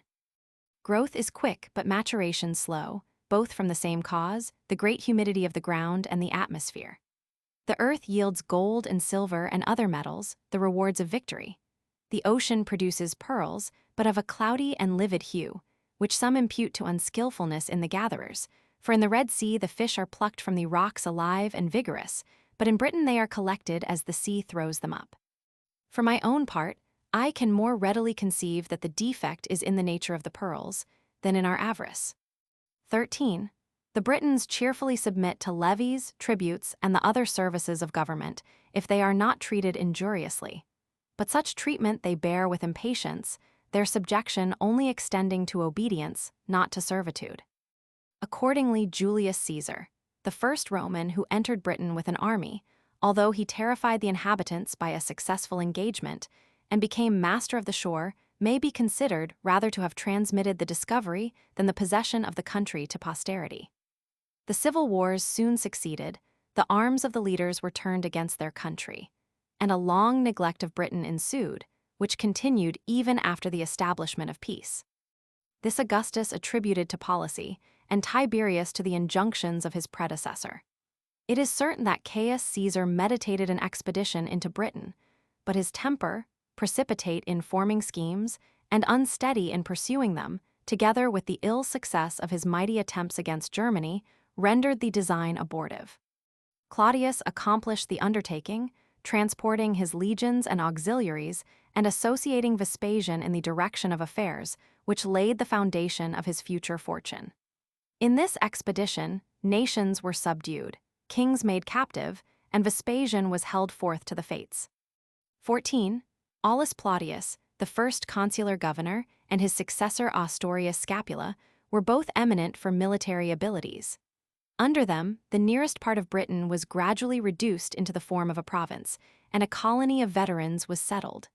Certain districts were bestowed upon King Cogigunus, a prince who continued in perfect fidelity within our own memory. This was done agreeably to the ancient and long-established practice of the Romans to make even kings the instruments of servitude.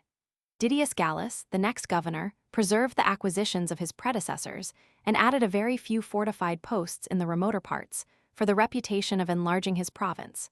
Veranius succeeded, but died within the year.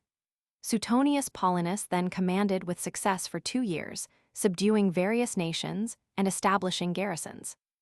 In the confidence with which this inspired him, he undertook an expedition against the island Mona, which had furnished the revolters with supplies, and thereby exposed the settlements behind him to a surprise.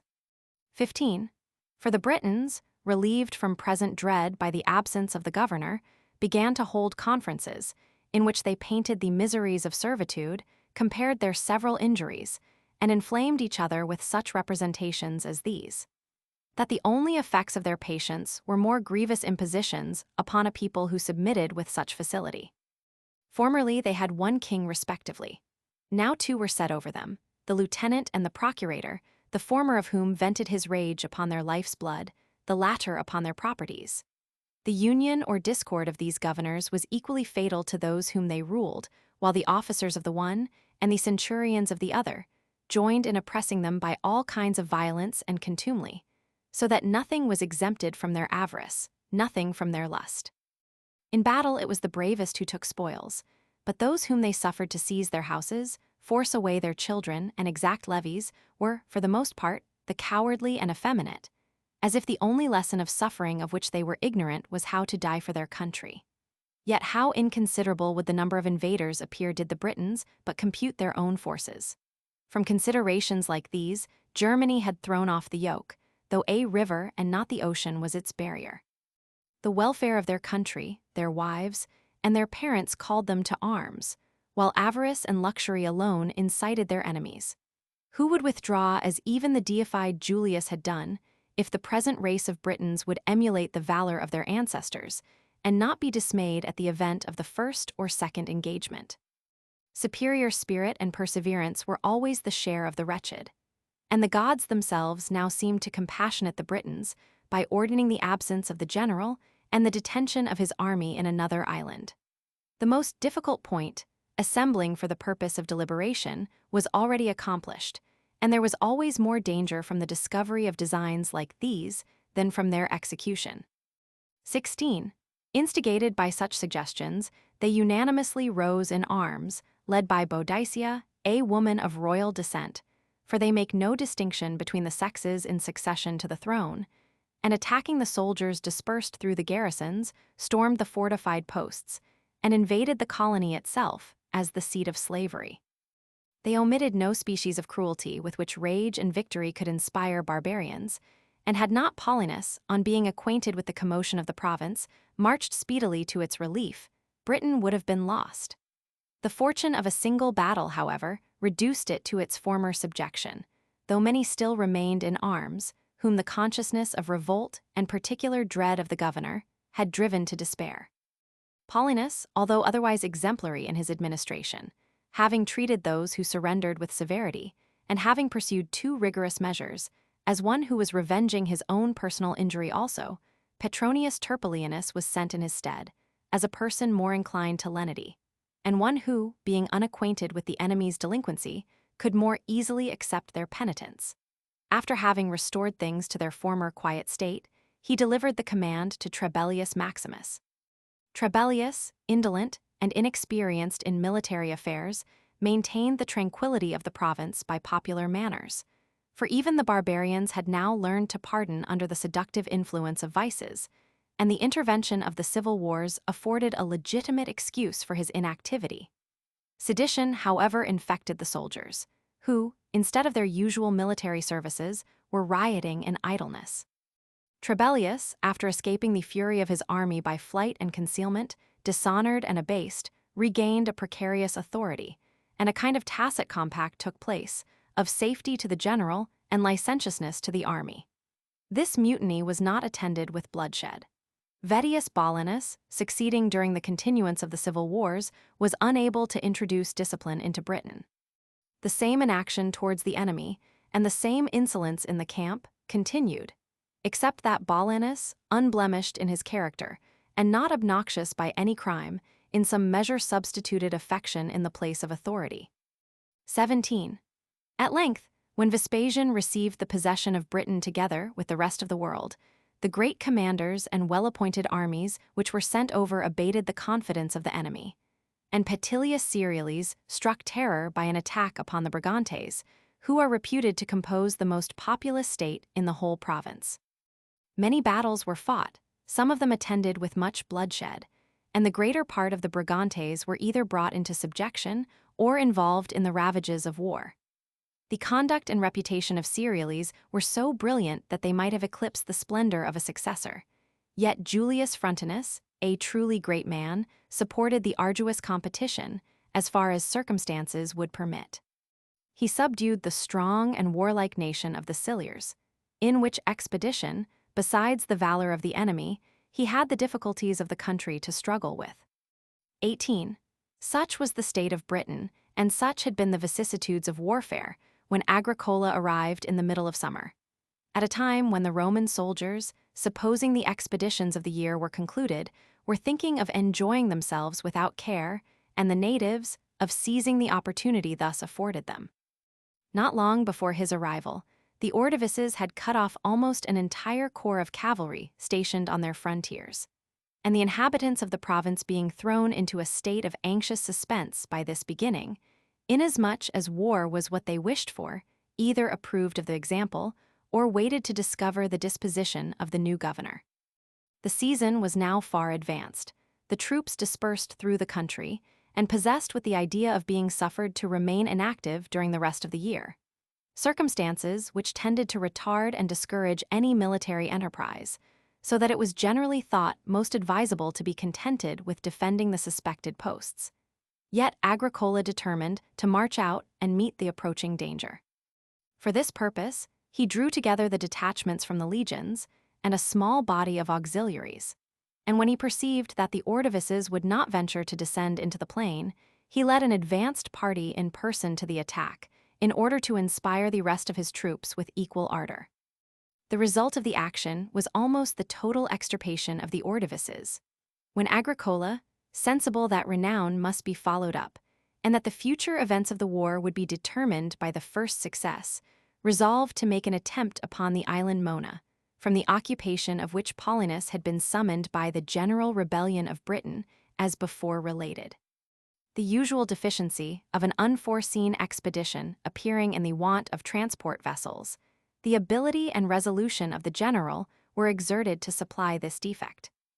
A select body of auxiliaries, disencumbered of their baggage, who were well acquainted with the fords, and accustomed, after the manner of their country, to direct their horses and manage their arms while swimming, were ordered suddenly to plunge into the channel.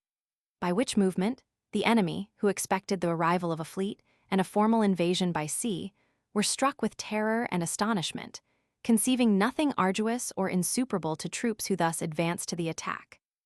They were therefore induced to sue for peace and make a surrender of the island, an event which threw luster on the name of Agricola, who, on the very entrance upon his province, had employed in toils and dangers that time which is usually devoted to ostentatious parade and the compliments of office. Nor was he tempted, in the pride of success, to term that an expedition or a victory, which was only bridling the vanquished, nor even to announce his success in laureate dispatches. But this concealment of his glory served to augment it, since men were led to entertain a high idea of the grandeur of his future views, when such important services were passed over in silence. Well acquainted with the temper of the province, and taught by the experience of former governors how little proficiency had been made by arms, when success was followed by injuries, he next undertook to eradicate the causes of war.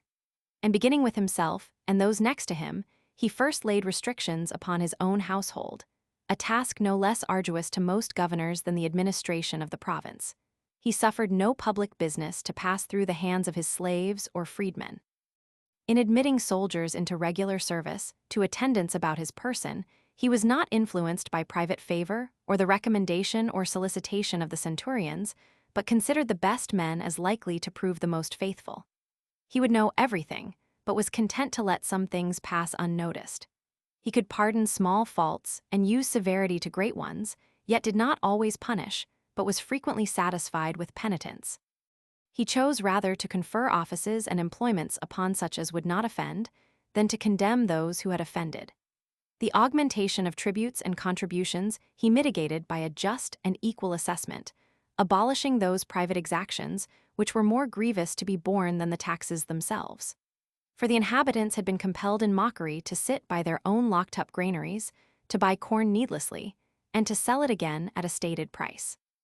Long and difficult journeys had also been imposed upon them, for the several districts, instead of being allowed to supply the nearest winter quarters, were forced to carry their corn to remote and devious places, by which means what was easy to be procured by all was converted into an article of gain to a few. By suppressing these abuses in the first year of his administration, he established a favorable idea of peace, which, through the negligence or oppression of his predecessors, had been no less dreaded than war. At the return of summer he assembled his army. On their march, he commended the regular and orderly, and restrained the stragglers. He marked out the encampments, and explored in person the estuaries and forests. At the same time, he perpetually harassed the enemy by sudden incursions, and, after sufficiently alarming them, by an interval of forbearance, he held to their view the allurements of peace. By this management, many states, which till that time had asserted their independence, were now induced to lay aside their animosity and to deliver hostages. These districts were surrounded with castles and forts, disposed with so much attention and judgment that no part of Britain, hitherto new to the Roman arms, escaped unmolested. The succeeding winter was employed in the most salutary measures. In order, by a taste of pleasures, to reclaim the natives from that rude and unsettled state which prompted them to war, and reconcile them to quiet and tranquility, he incited them, by private instigations and public encouragements, to erect temples, courts of justice, and dwelling houses. He bestowed commendations upon those who were prompt in complying with his intentions, and reprimanded such as were dilatory, thus promoting a spirit of emulation which had all the force of necessity. He was also attentive to provide a liberal education for the sons of their chieftains, preferring the natural genius of the Britons to the attainments of the Gauls, and his attempts were attended with such success that they who lately disdained to make use of the Roman language were now ambitious of becoming eloquent. Hence the Roman habit began to be held in honor, and the toga was frequently worn. At length they gradually deviated into a taste for those luxuries which stimulate to vice, porticos and baths, and the elegancies of the table. And this, from their inexperience, they termed politeness, whilst in reality it constituted a part of their slavery. 22. The military expeditions of the third year discovered new nations to the Romans, and their ravages extended as far as the estuary of the Tay. The enemies were thereby struck with such terror that they did not venture to molest the army though harassed by violent tempests, so that they had sufficient opportunity for the erection of fortresses. Persons of experience remarked that no general had ever shown greater skill in the choice of advantageous situations than Agricola, for not one of his fortified posts was either taken by storm or surrendered by capitulation. The garrisons made frequent sallies, for they were secured against a blockade by a year's provision in their stores. Thus the winter passed without alarm, and each garrison proved sufficient for its own defense, while the enemy, who were generally accustomed to repair the losses of the summer by the successes of the winter, now equally unfortunate in both seasons, were baffled and driven to despair. In these transactions, Agricola never attempted to arrogate to himself the glory of others, but always bore an impartial testimony to the meritorious actions of his officers, from the centurion to the commander of a legion. He was represented by some as rather harsh in reproof, as if the same disposition which made him affable to the deserving had inclined him to austerity towards the worthless. But his anger left no relics behind. His silence and reserve were not to be dreaded, and he esteemed it more honorable to show marks of open displeasure than to entertain secret hatred. 23. The fourth summer was spent in securing the country which had been overrun, and if the valor of the army and the glory of the Roman name had permitted it, our conquests would have found a limit within Britain itself. For the tides of the opposite seas, flowing very far up the estuaries of Clota and Badattria, almost intersect the country, leaving only a narrow neck of land, which was then defended by a chain of forts. Thus all the territory on this side was held in subjection, and the remaining enemies were removed, as it were, into another island. 24. In the fifth campaign, Agricola, crossing over in the first ship, subdued, by frequent and successful engagements, several nations till then unknown, and stationed troops in that part of Britain which is opposite to Ireland, rather with a view to future advantage than from any apprehension of danger from that quarter. For the possession of Ireland, situated between Britain and Spain, and lying commodiously to the Gallic Sea, would have formed a very beneficial connection between the most powerful parts of the empire. This island is less than Britain, but larger than those of our sea. Its soil, climate, and the manners and dispositions of its inhabitants are little different from those of Britain. Its ports and harbors are better known, from the concourse of merchants for the purposes of commerce. Agricola had received into his protection one of its petty kings, who had been expelled by a domestic sedition, and detained him, under the semblance of friendship, till an occasion should offer of making use of him. I have frequently heard him assert that a single legion and a few auxiliaries would be sufficient entirely to conquer Ireland and keep it in subjection, and that such an event would also have contributed to restrain the Britons, by awing them with the prospect of the Roman arms all around them, and, as it were, banishing liberty from their sight. 25. In the summer which began the 6th year of Agricola's administration, extending his views to the countries situated beyond Badattria, as a general insurrection of the remoter nations was apprehended, and the enemy's army rendered marching unsafe, he caused the harbors to be explored by his fleet, which, now first acting in aid of the land forces, gave the formidable spectacle of war at once pushed on by sea and land.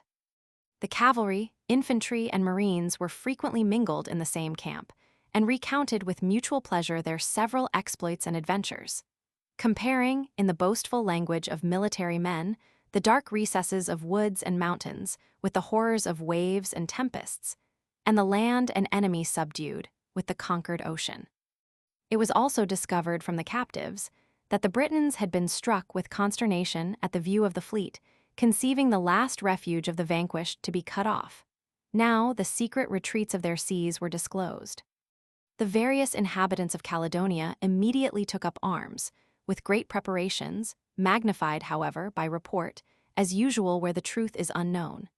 And by beginning hostilities and attacking our fortresses, they inspired terror as daring to act offensively, insomuch that some persons, disguising their timidity under the mask of prudence, were for instantly retreating on this side the Firth and relinquishing the country rather than waiting to be driven out. Agricola, in the meantime, being informed that the enemy intended to bear down in several bodies, distributed his army into 3 divisions, that his inferiority of numbers and ignorance of the country might not give them an opportunity of surrounding him. 26. When this was known to the enemy, they suddenly changed their design, and making a general attack in the night upon the 9th legion, which was the weakest. In the confusion of sleep and consternation they slaughtered the sentinels and burst through the entrenchments.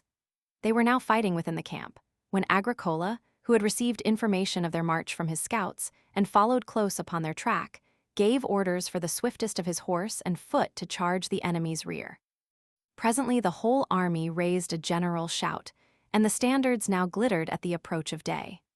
The Britons were distracted by opposite dangers, whilst the Romans in the camp resumed their courage and, secure of safety, began to contend for glory. They now in their turns rushed forwards to the attack, and a furious engagement ensued in the gates of the camp, till by the emulous efforts of both Roman armies, one to give assistance, the other to appear not to need it, the enemy was routed. And had not the woods and marshes sheltered the fugitives, that day would have terminated the war. 27. The soldiers, inspirited by the steadfastness which characterized and the fame which attended this victory, cried out that nothing could resist their valor. Now was the time to penetrate into the heart of Caledonia, and in a continued series of engagements at length to discover the utmost limits of Britain. Those even who had before recommended caution and prudence were now rendered rash and boastful by success. It is the hard condition of military command that a share in prosperous events is claimed by all, but misfortunes are imputed to one alone. The Britons, meantime, attributing their defeat not to the superior bravery of their adversaries, but to chance, and the skill of the general remitted nothing of their confidence, but proceeded to arm their youth, to send their wives and children to places of safety, and to ratify the confederacy of their several states by solemn assemblies and sacrifices. Thus the parties separated with minds mutually irritated. 28. During the same summer, a cohort of uncivilized, which had been levied in Germany and sent over into Britain, performed an extremely daring and memorable action. After murdering a centurion and some soldiers who had been incorporated with them for the purpose of instructing them in military discipline, they seized upon 3 light vessels and compelled the masters to go on board with them. One of these, however, escaping to shore, they killed the other 2 upon suspicion, and before the affair was publicly known, they sailed away as it were by miracle. They were presently driven at the mercy of the waves, and had frequent conflicts, with various success, with the Britons defending their property from plunder. At length they were reduced to such extremity of distress as to be obliged to feed upon each other, the weakest being first sacrificed, and then such as were taken by lot. In this manner, having sailed round the island, they lost their ships through want of skill, and, being regarded as pirates, were intercepted, first by the Suevi, then by the Fricii. Some of them, after being sold for slaves, by the change of masters were brought to the Roman side of the river, and became notorious from the relation of their extraordinary adventures. 29. In the beginning of the next summer, Agricola received a severe domestic wound in the loss of a son, about a year old. He bore this calamity, not with the ostentatious firmness which many have affected, nor yet with the tears and lamentations of feminine sorrow, and war was one of the remedies of his grief. Having sent forwards his fleet to spread its ravages through various parts of the coast, in order to excite an extensive and dubious alarm, he marched with an army equipped for expedition, to which he had joined the bravest of the Britons whose fidelity had been approved by a long allegiance, and arrived at the Grampian Hills, where the enemy was already encamped. For the Britons, undismayed by the event of the former action, expecting revenge or slavery, and at length taught that the common danger was to be repelled by union alone, had assembled the strength of all their tribes by embassies and confederacies. Upwards of 30,000 men in arms were now disgrayed, and the youth, together with those of a hale and vigorous age, renowned in war and bearing their several honorary decorations, were still flocking in, when Calgacus, the most distinguished for birth and valor among the chieftains, is said to have harangued the multitude, gathering round and eager for battle after the following manner. 30. When I reflect on the causes of the war and the circumstances of our situation, I feel a strong persuasion that our united efforts on the present day will prove the beginning of universal liberty to Britain. For we are all undebased by slavery, and there is no land behind us, nor does even the sea afford a refuge, whilst the Roman fleet hovers around. Thus the use of arms, which is at all times honorable to the brave, now offers the only safety even to cowards. In all the battles which have yet been fought with various success against the Romans, our countrymen may be deemed to have reposed their final hopes and resources in us. For we, the noblest sons of Britain, and therefore stationed in its last recesses, far from the view of servile shores, have preserved even our eyes unpolluted by the contact of subjection. We, at the furthest limits both of land and liberty, have been defended to this day by the remoteness of our situation and of our fame. The extremity of Britain is now disclosed, and whatever is unknown becomes an object of magnitude. But there is no nation beyond us, nothing but waves and rocks, and the still more hostile Romans, whose arrogance we cannot escape by obsequiousness and submission. These plunderers of the world, after exhausting the land by their devastations, are rifling the ocean, stimulated by avarice if their enemy be rich, by ambition if poor, unsatiated by the east and by the west, the only people who behold wealth and indigence with equal avidity. To ravage, to slaughter, to usurp under false titles they call empire, and where they make a desert they call it peace. 31. Our children and relations are by the appointment of nature the dearest of all things to us. These are torn away by levies to serve in foreign lands. Our wives and sisters, though they should escape the violation of hostile force, are polluted under names of friendship and hospitality. Our estates and possessions are consumed in tributes, our grain in contributions. Even our bodies are worn down amid stripes and insults in clearing woods and draining marshes. Wretches born to slavery are once bought, and afterwards maintained by their masters. Britain every day buys, every day feeds her own servitude. And as among domestic slaves every newcomer serves for the scorn and derision of his fellows, so, in this ancient household of the world, we as the newest and vilest are sought out to destruction. For we have neither cultivated lands, nor mines, nor harbors, which can induce them to preserve us for our labors. The valor, too, and unsubmitting spirit of subjects only render them more obnoxious to their masters, while remoteness and secrecy of situation itself, in proportion as it conduces to security, tends to inspire suspicion. Since then all lopes of mercy are vain, at length assume courage, both you to whom safety and you to whom glory is dear. The Trinobantes, even under a female leader, had force enough to burn a colony, to storm camps, and if success had not damped their vigor, would have been able entirely to throw off the yoke.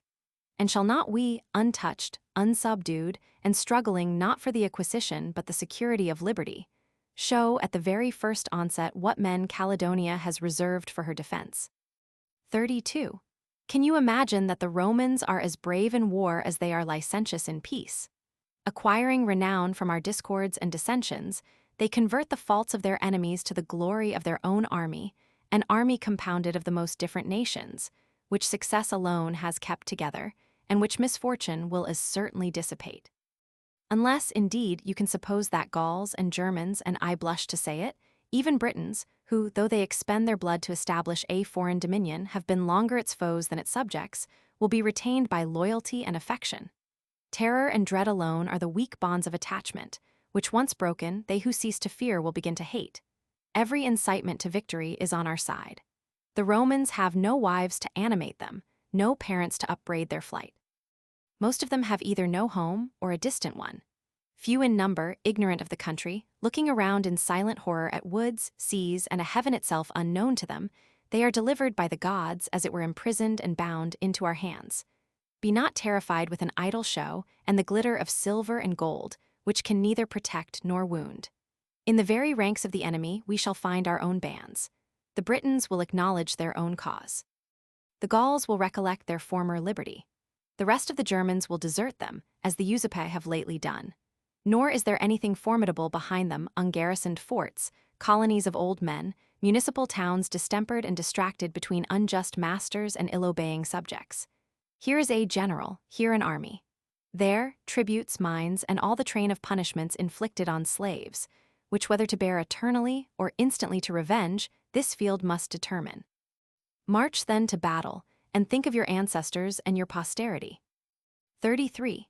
They received this harangue with alacrity and testified their applause after the barbarian manner, with songs and yells and dissonant shouts. And now the several divisions were in motion, the glittering of arms was beheld, while the most daring and impetuous were hurrying to the front, and the line of battle was forming. When Agricola, although his soldiers were in high spirits and scarcely to be kept within their entrenchments, kindled additional ardor by these words. It is now the 8th year, my fellow soldiers, in which, under the high auspices of the Roman Empire, by your valor and perseverance you have been conquering Britain. In so many expeditions, in so many battles, whether you have been required to exert your courage against the enemy, or your patient labors against the very nature of the country, neither have I ever been dissatisfied with my soldiers, nor you with your general. In this mutual confidence, we have proceeded beyond the limits of former commanders and former armies, and are now become acquainted with the extremity of the island, not by uncertain rumor, but by actual possession with our arms and encampments. Britain is discovered and subdued. How often on a march, when embarrassed with mountains, bogs, and rivers, have I heard the bravest among you exclaim, "When shall we descry the enemy? When shall we be led to the field of battle?" At length they are unharbored from their retreats. Your wishes and your valor have now free scope, and every circumstance is equally propitious to the victor and ruinous to the vanquished. For the greater our glory in having marched over vast tracts of land, penetrated forests, and crossed arms of the sea, while advancing towards the foe, the greater will be our danger and difficulty if we should attempt a retreat. We are inferior to our enemies in knowledge of the country, and less able to command supplies of provision, but we have arms in our hands, and in these we have everything. For myself, it has long been my principle that a retiring general or army is never safe. Hot only, then, are we to reflect that death with honor is preferable to life with ignominy, but to remember that security and glory are seated in the same place. Even to fall in this extremest verge of earth, and of nature, cannot be thought an inglorious fate. 34. If unknown nations or untried troops were drawn up against you, I would exhort you from the example of other armies.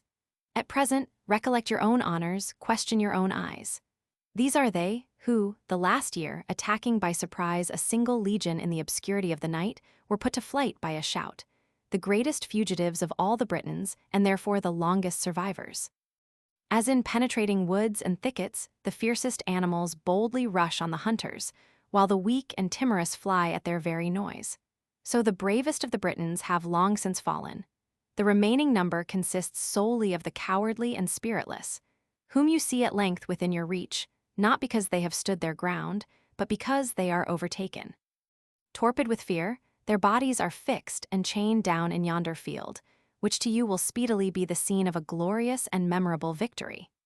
Here bring your toils and services to a conclusion, close a struggle of 50 years with one great day, and convince your countrymen that to the army ought not to be imputed either the protraction of war or the causes of rebellion. 35. Whilst Agricola was yet speaking, the ardor of the soldiers declared itself, and as soon as he had finished, they burst forth into cheerful acclamations and instantly flew to arms.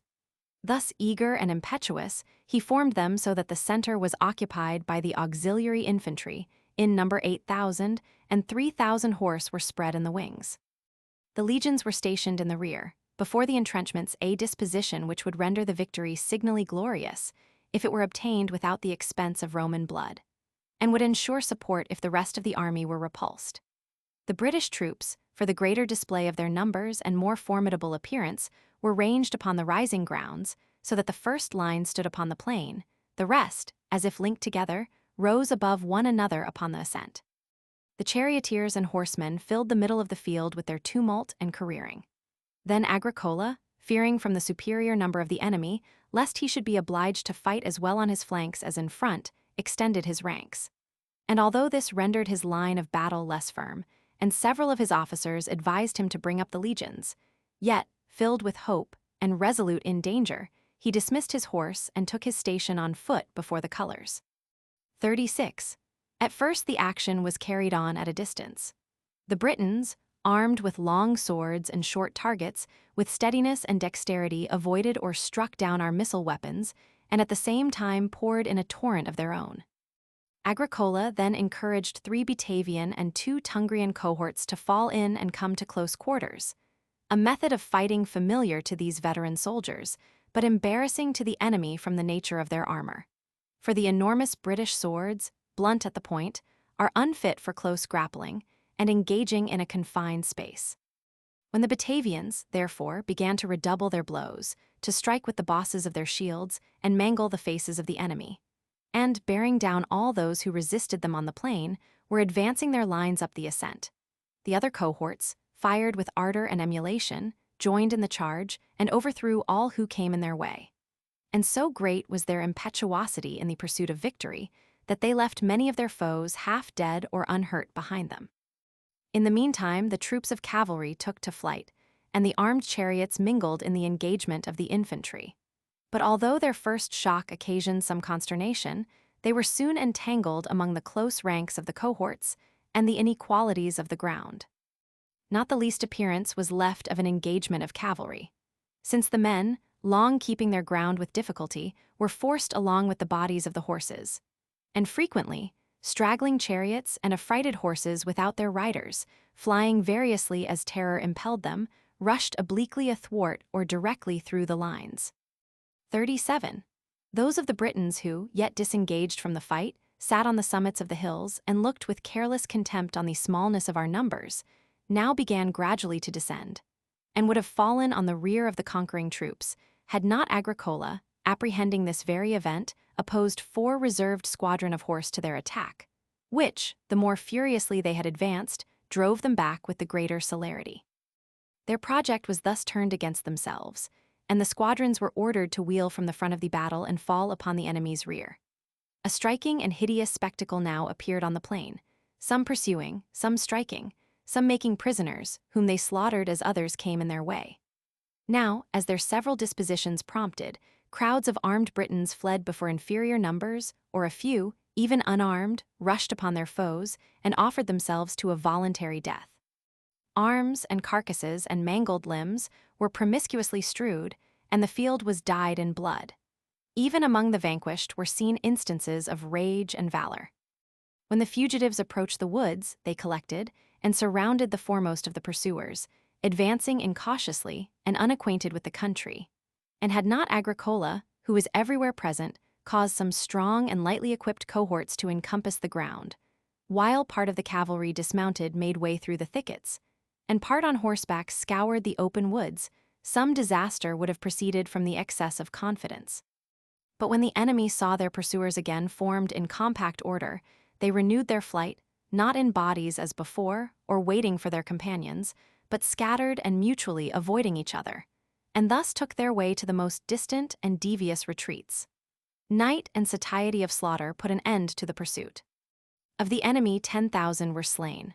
On our part 360 fell, among whom was Aulus Atticus, the prefect of a cohort, who, by his juvenile ardor and the fire of his horse, was borne into the midst of the enemy.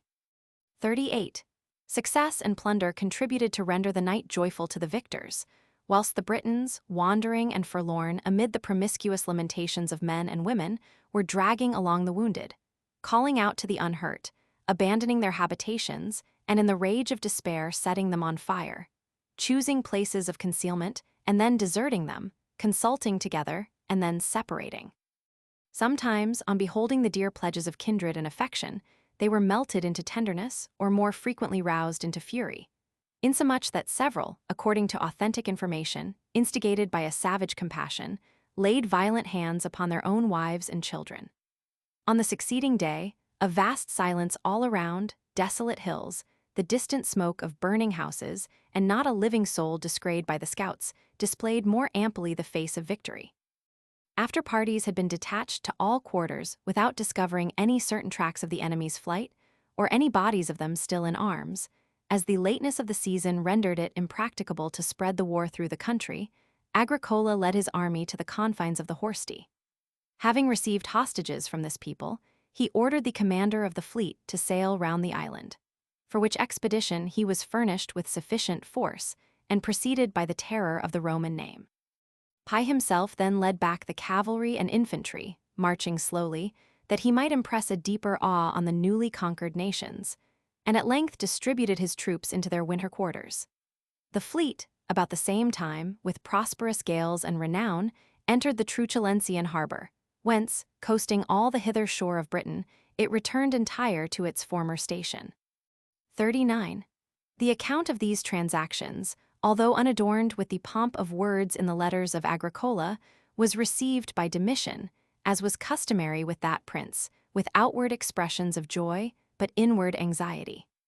He was conscious that his late mock triumph over Germany, in which he had exhibited purchased slaves, whose habits and hair were contrived to give them the resemblance of captives, was a subject of derision. Whereas here, a real and important victory, in which so many thousands of the enemy were slain, was celebrated with universal applause.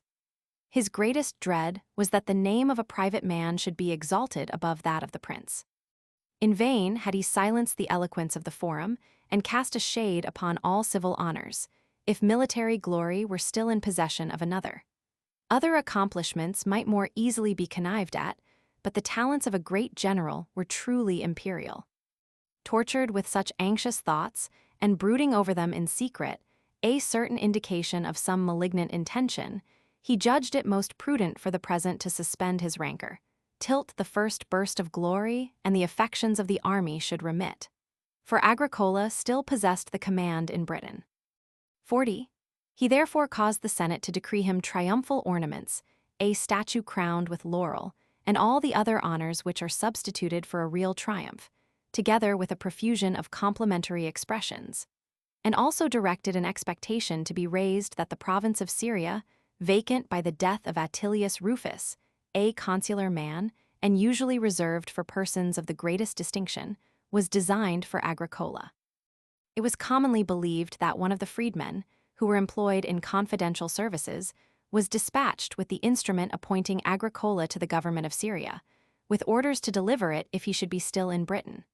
But that this messenger, meeting Agricola in the straits, returned directly to Domitian without so much as accosting him. Whether this was really the fact, or only a fiction founded on the genius and character of the prince, is uncertain. Agricola, in the meantime, had delivered the province, in peace and security, to his successor, and lest his entry into the city should be rendered too conspicuous by the concourse and acclamations of the people, he declined the salutation of his friends by arriving in the night, and went by night, as he was commanded, to the palace. There, after being received with a slight embrace, but not a word spoken, he was mingled with the servile throng.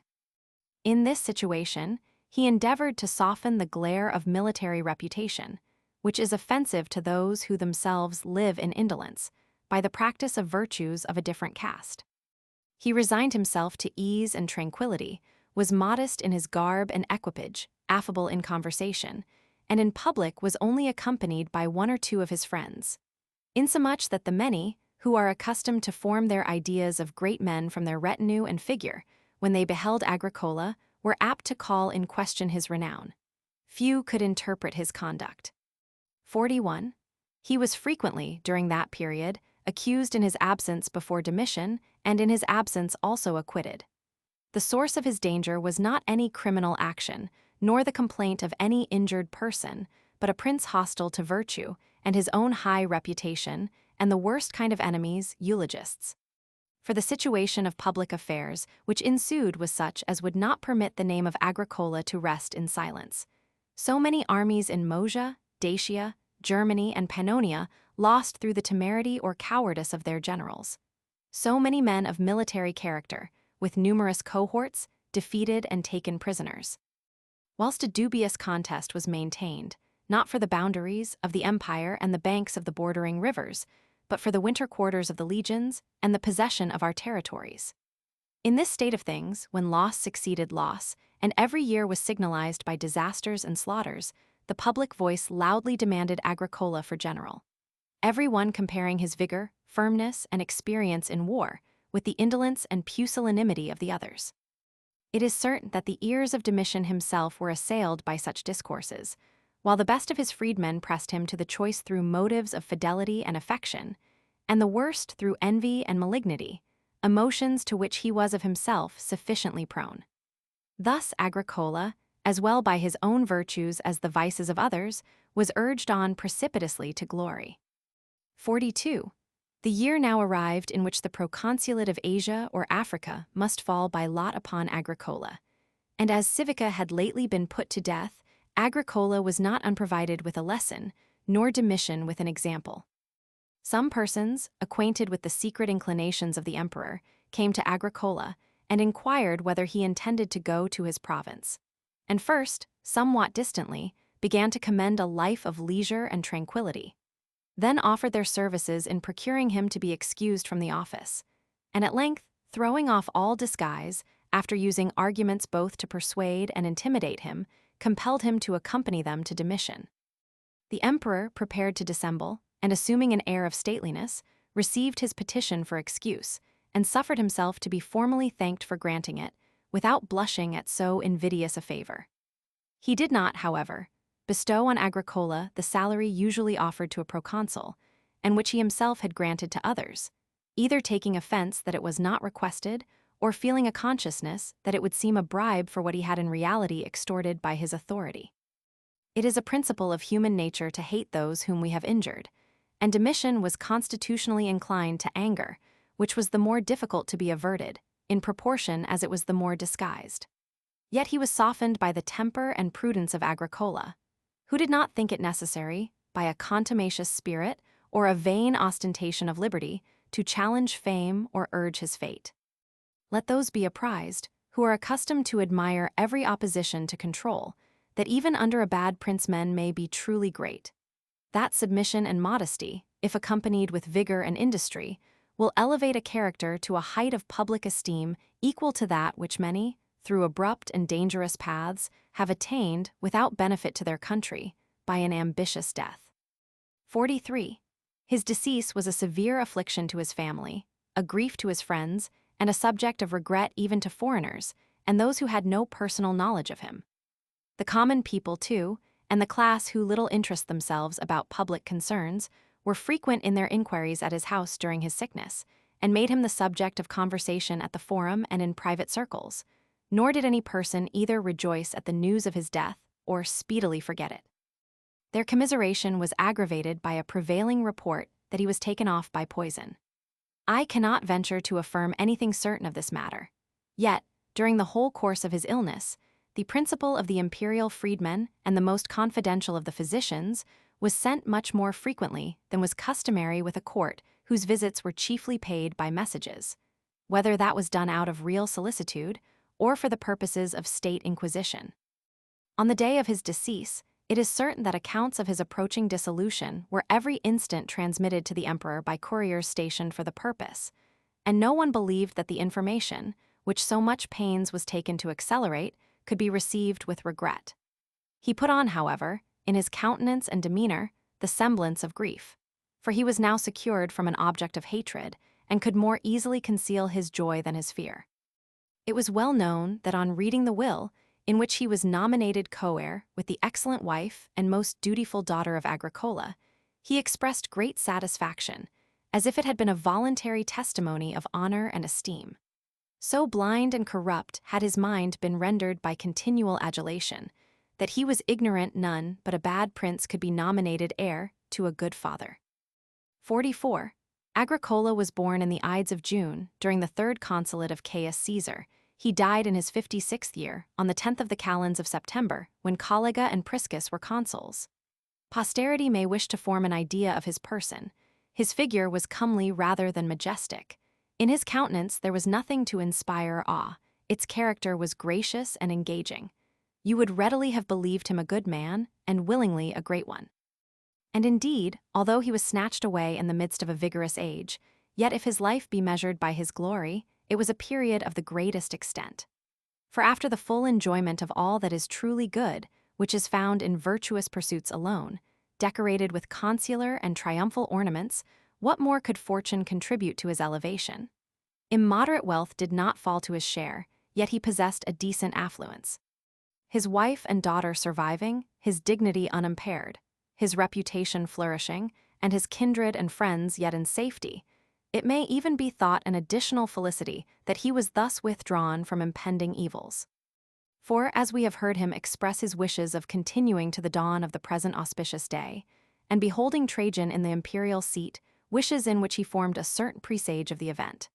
So it is a great consolation that by his untimely end he escaped that latter period, in which Domitian, not by intervals and remissions, but by a continued, and, as it were, a single act, aimed at the destruction of the commonwealth. 45. Agricola did not behold the Senate house besieged, and the senators enclosed by a circle of arms, and in one havoc the massacre of so many consular men, the flight and banishment of so many honorable women. As yet Carus Medius was distinguished only by a single victory. The counsels of Messallinus resounded only through the Albanian citadel, and Massabibius was himself among the accused. Soon after, our own hands dragged Helvidius to prison. Ourselves were tortured with the spectacle of Mauricus and Rusticus, and sprinkled with the innocent blood of Senecio. Even Nero withdrew his eyes from the cruelties he commanded. Under Domitian, it was the principal part of our miseries to behold and to be beheld, when our sighs were registered, and that stern countenance with its settled redness, his defense against shame, was employed in noting the pallid horror of so many spectators. Happy, O Agricola, not only in the splendor of your life, but in the seasonableness of your death. With resignation and cheerfulness, from the testimony of those who were present in your last moments, did you meet your fate, as if striving to the utmost of your power to make the emperor appear guiltless. But to myself and your daughter, besides the anguish of losing a parent, the aggravating affliction remains that it was not our lot to watch over your sick bed, to support you when languishing, and to satiate ourselves with beholding and embracing you. With what attention should we have received your last instructions and engraven them on our hearts? This is our sorrow, this is our wound. To us you were lost 4 years before by a tedious absence. Everything, doubtless, O best of parents, was administered for your comfort and honor, while a most affectionate wife sat beside you. Yet fewer tears were shed upon your bier, and in the last light which your eyes beheld, something was still wanting. 46. If there be any habitation for the shades of the virtuous, if, as philosophers suppose, exalted souls do not perish with the body, may you repose in peace and call us, your household, from vain regret and feminine lamentations to the contemplation of your virtues, which allow no place for mourning or complaining. Let us rather adorn your memory by our admiration, by our short-lived praises, and as far as our natures will permit, by an imitation of your example. This is truly to honor the dead. This is the piety of every near relation. I would also recommend it to the wife and daughter of this great man, to show their veneration of a husband's and a father's memory by revolving his actions and words in their breasts, and endeavoring to retain an idea of the form and features of his mind, rather than of his person. Not that I would reject those resemblances of the human figure which are engraven in brass or marbles, but as their originals are frail and perishable, so likewise are they. While the form of the mind is eternal, and not to be retained or expressed by any foreign matter or the artist's skill, but by the manners of the survivors. Whatever in Agricola was the object of our love, of our admiration, remains, and will remain in the minds of men, transmitted in the records of fame, through an eternity of years. For while many great personages of antiquity will be involved in a common oblivion with the mean and inglorious, Agricola shall survive, represented and consigned to future ages.